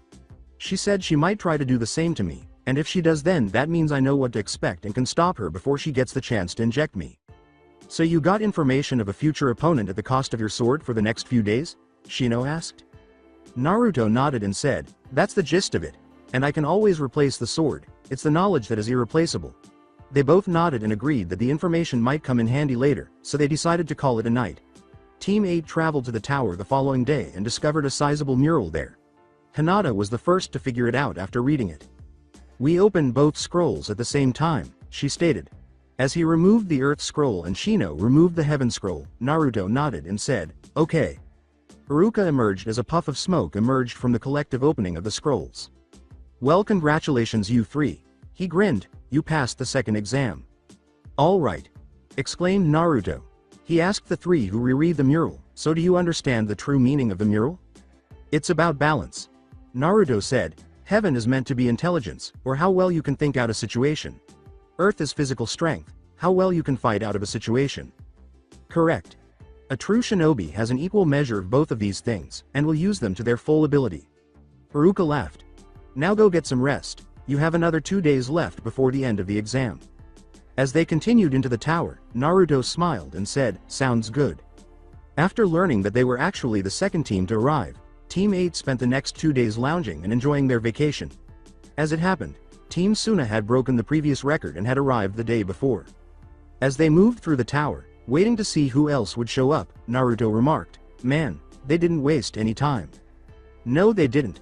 They will not be easy opponents to beat. Shino gave a wink. No they will not. Hinata continued, but the youngest, Gaara, he worries me the most. Don't blame you on that one. Naruto responded, he's one scary motherfucker. On the 5th day, the teams were summoned by their team into a large room where they were arranged in lines. The Jonin sensei for every team in attendance, as well as a few who were merely waiting, were inside the room. Naruto calculated, there are 6 teams here right now, that makes 18 of us. Kyuubi noted, correct, but other teams might still arrive. Yeah, that Kusa team still hasn't arrived yet. Or Team 7 if they survive the night I left them. True, but there are other teams that might arrive, got to be prepared. 3 teams entered as soon as the Fox had said that. One was Team 7, who appeared more worn out but were still beaming after winning. Akiri team came next. They were gazing at the other genin while grinning confidently. The final team was a Kumo team, who appeared worn out but were still prepared to go. 9 genin teams passed, more than I expected, Anko stated. You cut them down by more than 2/3 though. Sarutobi added, these are the elite of the bunch. Looking at Team 8 and Suna, she nodded and said, I suppose. Well, some of them are. The Hokage yelled, attention, which caused all 27 of the genin to turn to face him. I would like to congratulate all of you for passing the second exam of the Chunin examination. The genin grinned as the Hokage went on to explain that the exams were meant to not only promote deserving genin but also to reduce tensions between the nations in order to prevent war. Now, we will be holding an exhibition tournament first, before we move on to the final round. The genin all yelled, what? Another jonin held up his hand, and the old man said, let me explain. The jonin said, sir, cough cough, maybe I should explain. Sarutobi took a step back and nodded, very well then. Alright. Cough. My name is Hayate Gecko, and I will be your next proctor. The reason we are having cough preliminaries is because there are too many of you. Since we will be having foreign diplomats attending, we do not want to bore them by having to watch all of you battle against each other. So we will have you all fight against each other first, to clear out half of you now, and therefore save us some time during cough the finals. Gecko continued, now since there are 27 of you, is there anyone who would like to drop out now? There was silence for a moment before Kabuto raised his hand. He declared, "I will drop out." "Very well. Your name is Kabuto Yakushi, correct?" Kabuto replied, "Very well, then you are dismissed." Anko whispered to Ibiki, "Isn't he the one Naruto warned us about?" "He is." The intel that he had on him was far too accurate. It had the name of every teacher he has ever had, including the ones he has only told the Hokage and his teammates. "And you know this how?" "I checked the card myself and had Hokage Sama check it as well. He said that it had every instructor on there, along with every skill Naruto had as well. At the moment we have an Enbu team on his tail." Ibiki nodded as he examined the other genin. "So it is safe to assume that the rest of his team is also traitors." As a giant screen flashed names for a few seconds before stopping, Gecko declared, "Omoi versus Lee. Everyone else move up to the spectators area. Now if there are no more dropouts, then we will commence with the preliminaries." As the two shinobi faced one another, Lee assumed a fighting stance and turned to face Omoi, who was sucking on his lollipop and staring at the green spandex. Wearing shinobi. Lee looked at Omoi, who removed the candy from his mouth and turned to face Lee. "Let us have a youthful match," Lee exclaimed.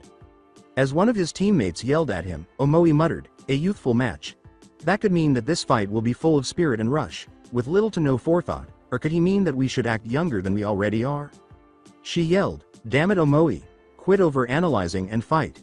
As Lee lunged at Omoi, who ducked the first kick and spun around until he stopped, looking at the Konoha genin, Gecko said, "You may begin." As he watched the Leaf genin attempt to strike him, Omoi observed, "He's strong, probably a taijutsu user mainly. Which means fighting close quarters isn't a good idea, or it could mean that I should fight against him with his strength to throw him off." After a while of dodging and ducking, Omoi pulled out the katana on his back and began to fight back, pushing the green spandex, wearing genin away as he attempted to sever him. After attempting to escape the Kumo-nin for several minutes, Lee was finally taken by surprise from behind, the katana blade pressing against his neck. "You give up?" Lee yelled, "Never," as he headbutted the dark skinned genin and launched his attack. Konoha Senpu. Leaf Whirlwind. Lee kicked the dark skinned genin with a high kick and then a low kick, causing him to duck and roll to the side while he assessed the damage. As his teammates sighed, he muttered, "If that had been me still standing there I could have been crushed, or perhaps killed." Lee yelled, "You are a most youthful opponent. It will be a shame that I must defeat you," as he charged once more.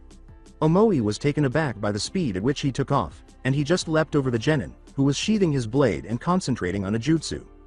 As the lightning erupted from his hands, creating a cage around Lee, who attempted to slip past and was electrocuted as a result, Omoi uttered, "Raiden. Kimusho o Inazuma. Lightning prison. That cage is impossible for you to escape from. Unless you have a Raiden jutsu, in which case you could escape, and then we would have to keep fighting, and then one of us might be killed." When Lee claimed to be trapped, his teammate yelled, "Inat Omoi," once more. The next set of names appeared on the screen. Ichigo versus Samui. Gecko coughed, "Winner Omoi." Ichigo yelled, "All right, showtime," and jumped from the stands. He was nearly 5 feet 9, and he carried a huge, cloth-wrapped sword on his back that was nearly the same length. As he watched the Kumo-nin descend the stairs, his brown eyes glistened and his orange hair stood up in spikes. She had blonde hair and pale skin, and was just as tall as he was. She had a kodachi strapped to her back and was well endowed. "If both contenders are ready, you may begin." The cloth unraveled and wrapped around Ichigo's arm, exposing the enormous knife. Like blade without a guard. Ichigo struck first, his blade flashing as he swung it at her. Samui started assessing the circumstances and concluded that, at this time, long range would be her best option in the face of such an opponent. As the blue bolt of lightning blasted off her pointed fingers and headed directly for the swordsman, Samui uttered, "Raiden. Inazuma. Lightning bolt." The boy swung his sword at her and leapt out of the way of the assault. Ichigo yelled, "Getsuga Tensho, Moonfang Heaven Piercer," as a surge of blue chakra crashed into Samui's position. Astonished, Sakura questioned, "What was that?" "I'd say that was a chakra-based attack." Naruto murmured, "I think he channels chakra into that massive sword and then swings it, unleashing that attack we just saw. He has a massive chakra network, easily equal to yours Naruto.kun. And his sword seems to be absorbing chakra from the air as well, making it even stronger." Hinata nodded as she examined Ichigo with her Byakugan. As he watched Ichigo continue to use the Getsuga Tensho to strike Samui, who had jumped away from the Carrot Top's attacks, Naruto whistled, "Whoa." As she lunged at him, Samui thought, "Not good. I can't fight like this for too long, and judging by the way he is fighting he knows this. Guess I have to get in close. She drew her kodachi, blocking his attack while slipping down the blade and attempting to kick his legs out. Ichigo, smiling, charged forward, meeting the blonde halfway and swinging his sword. As she knocked him down and kicked his sword away, she remarked, "You may be strong, but I doubt you are too tough without that sword." Ichigo smiled and punched her in the stomach, starting a spectacular taijutsu battle that forced her back while he destroyed her defenses with extraordinary strength that no normal genin should have possessed. Guess again.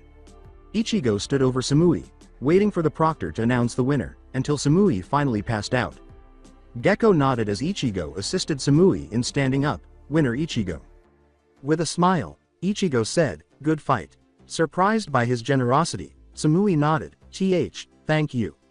Ichigo picked up his blade as he made his way back to the stands, approached his teammates, who were observing him and then reprimanding him for expelling so much chakra during the battle. The next match is Choji vs Kankuro. The two nin jumped down, and Choji appeared anxious about his opponent. "Begin." Choji decided to try to end the fight before his opponent could use whatever was on his back. He charged at the Suna Shinobi with his Nikuden Sensha, but he was pushed back a few feet after he held up his hands to stop the attack. As the bundle on Kankuro's back suddenly opened, revealing the real Kankuro using a Kugutsu no Jutsu puppet technique, Choji muttered, "What the?" Kankuro chuckled as he made the puppet emerge from the sand shell surrounding it, revealing poison blades poised to pierce the Akamichi. "Okay Crow, let him have it." Gekko yelled, "Winner Kankuro," before the other genin was poisoned. Kankuro smiled as he approached the stands once more and said, "Too easy." As the sound nin with the broken arms walked down, the Hyuga branch member who was grinning said, "The next round is Neji vs Zaku." Tenten inquired, "What happened to Zaku?" "Sasuke did that to him after you woke up," replied Sakura. "He was kind of scary at first, but he did save me and Team 10.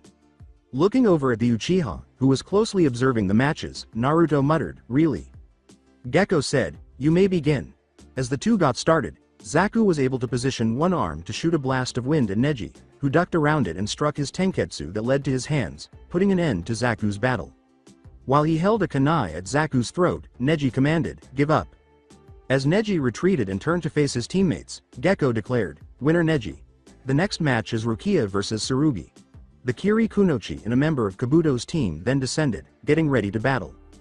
Gazing at the katana by her side, Naruto observed, "Safe to assume that she can use kenjutsu." It had a long ribbon around the sheath and was completely white. Rukia herself was short, nearly 5 feet 3, with long banes and short, black hair. Kurenai inquired from behind them, "Yeah, but does she have any special tricks, like Ichigo did?" Safe to assume she does, and she probably has a secondary specialty, like Ichigo had taijutsu, so she might have genjutsu or ninjutsu. Naruto added, "Though my money is on ninjutsu." "Why not genjutsu?" inquired Kurenai. The look of her, she doesn't seem like the type to rely on genjutsu should her kenjutsu fail. He laughed, "But I could be wrong. We will have to wait and see." Tsurugi growled and said, "I won't go easy on you." As Gekko began the match, Rukia nodded and said, "Then I shall end this quickly as well." Rukia slipped beneath Tsurugi and pulled out her sword as he charged, attempting to punch her. Holding her sword blade down, she uttered, "Some no mai, Tsukishiro, first dance, white moon." Then she slashed, creating a huge white circle that encircled the two. Rukia took off with such speed that she was caught in a huge pillar of ice before Tsurugi could react, leaving the circle. Tsurugi was killed when she snapped her fingers, shattering the pillar. Kiba, who had witnessed the brief altercation, snarled, "Man, she is brutal."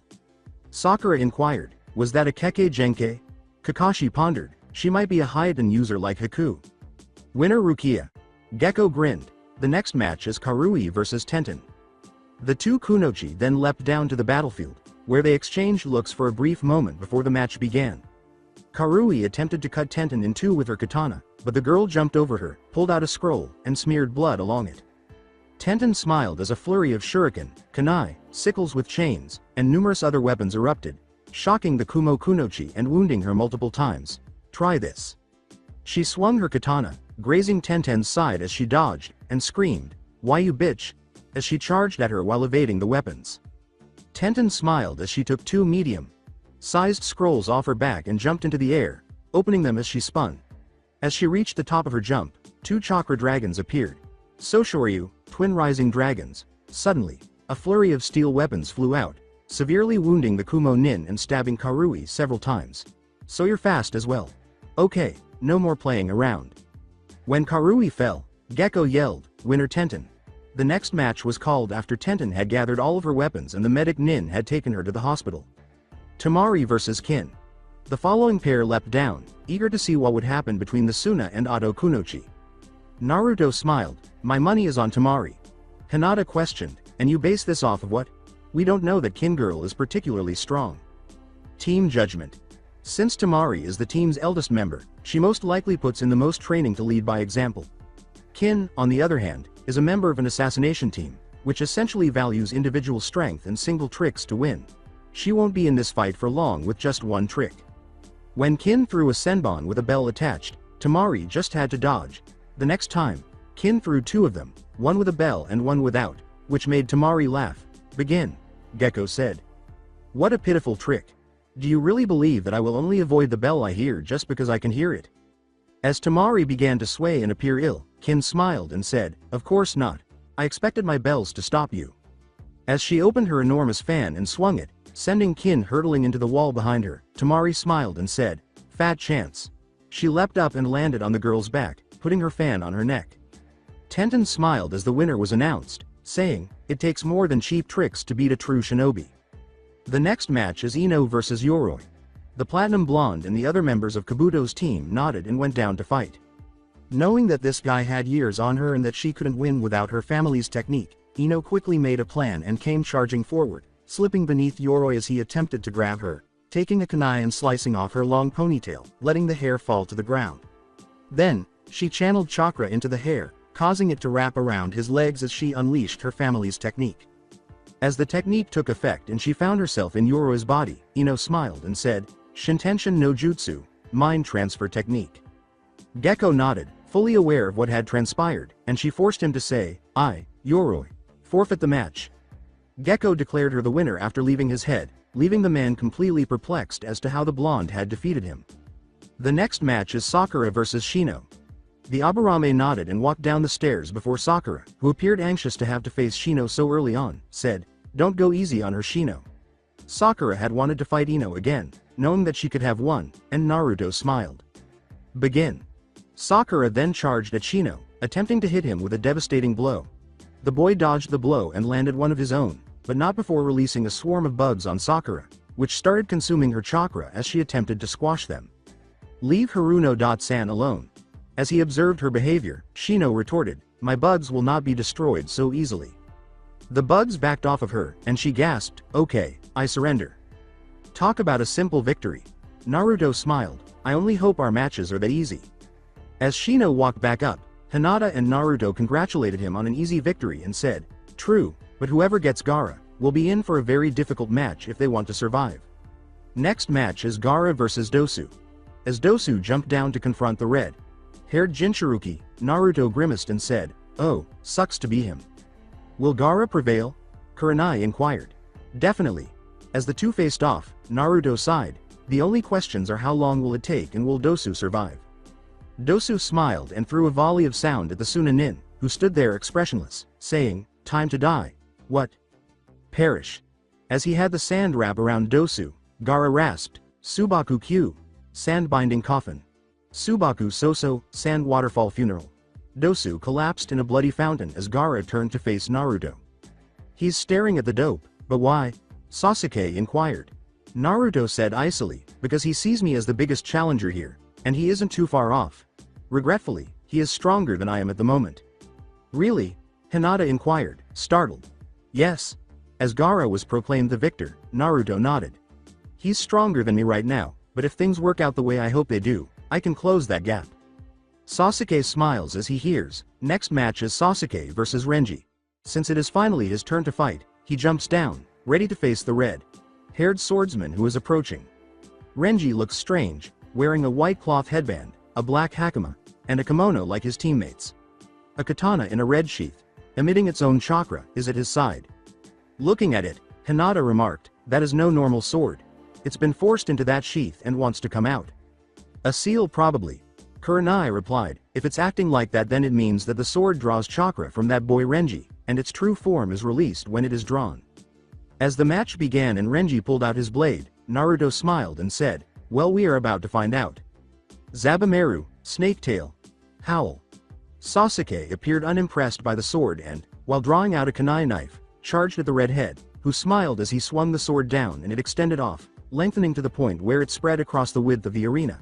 It's a long and wide katana with blade extensions coming off of it, making it more of a shredding sword than anything else, he shouted as he drew his sword, revealing the strange-looking blade. "Man, these Kiri Nin have some amazing weapons," Naruto exclaimed. "Makes me wish I had my katana still. I wouldn't mind going toe-to-toe with them in Kenjutsu." Hinata smiled and said, "You might get the chance."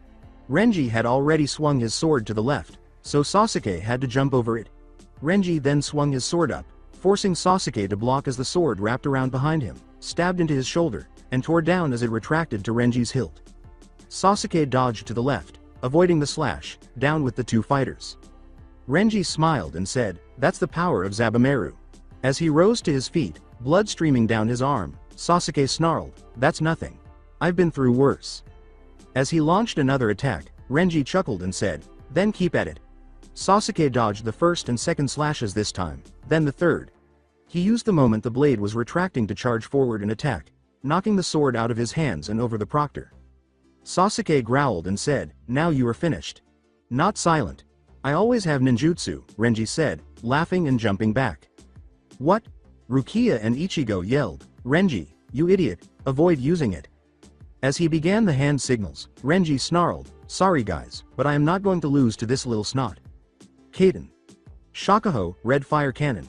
Before Sasuke could take any drastic measures, the fireball exploded on its own, sending Renji flying. Renji shouted as a massive red fireball appeared in front of him, about to shoot off.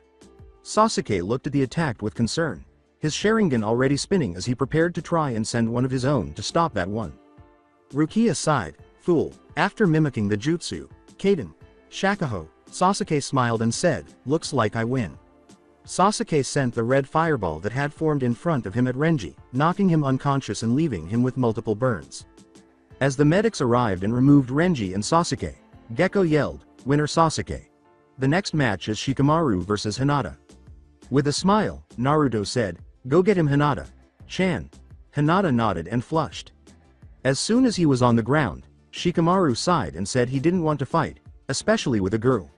All of the girls in the arena were now staring at Shikamaru, while Hinata simply shook her head and charged the teenager with the pineapple hair, quickly sealing his chakra to his hands. As she proceeded to close points, Hinata observed, "Now you are done, but to just make a point." Hinata kept doing this until she had closed all of his points and he was hardly standing. She stopped and gave him a hard slap that sent him sprawling. As he watched the Nara simply lie there, Gekko declared, "Winner Hinata. Shikamaru, please either get up or ask for medical assistance." He sighed and slowly stood up, making his way to the stands as the last two competitors leapt down. "I'll get up." Hinata. "Hi," Kiba yelled. "Yes? You go on a date with me if I win." While the majority of the Genin 9 merely sighed at this, he yelled. Then Naruto said, "Hey Kiba." "Yes?" he inquired. His ki swept over the Inuzuka as he growled, "Avoid my mate." "She's not your partner." As Gekko began the match, he roared. Kiba briefly glanced up to see Hinata had flushed at Naruto's remark and was being held up by Kurenai to prevent her from collapsing. Naruto gazed at the dog boy and his animal companion as they charged at him until they were close enough to touch. As the electricity struck Kiba and the transformed Akamaru, sending them both skidding back, Naruto smiled and said, "Soul Authority." "What was that?" Kiba snarled. "Soul Authority. By mixing my chakras I create an electric charge that I can emit from anywhere on my body, but as my sensei said, the hands work best," Naruto said with a grin. "Is he telling the truth?" Tenten questioned Neji about who had been observing. "He is."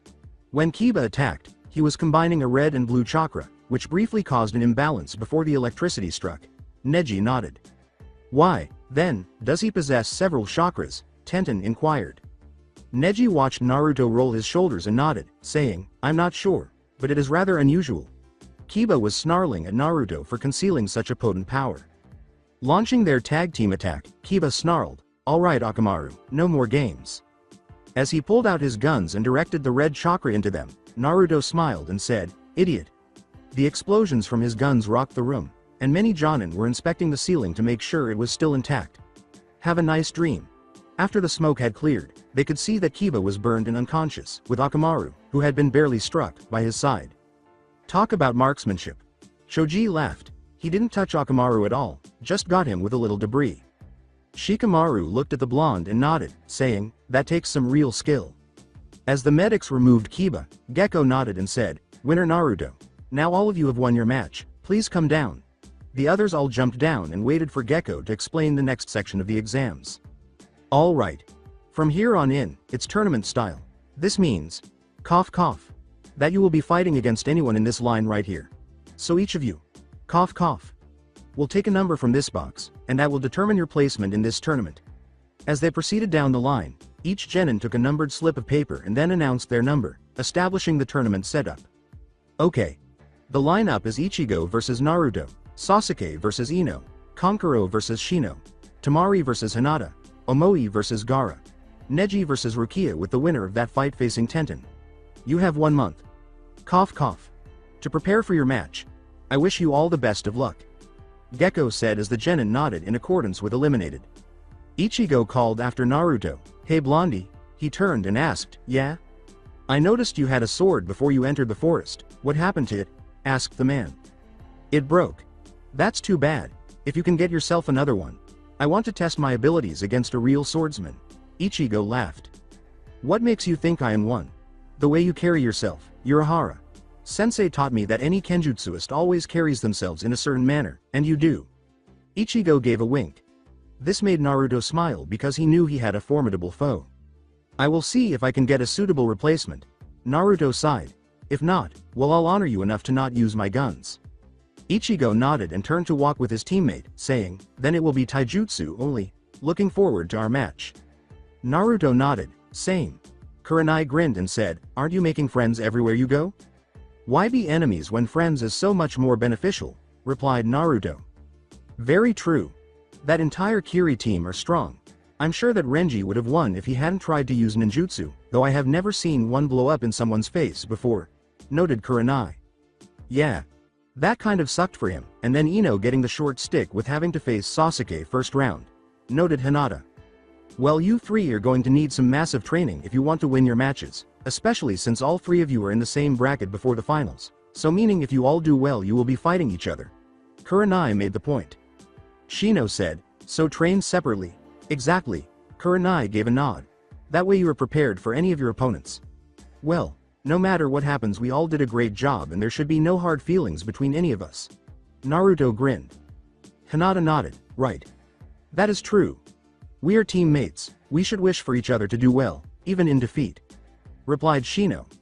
As she guided her team back to the village through the forest, Kurenai grinned at them. That's it for today. I hope you guys enjoyed this great story. See you in the next one.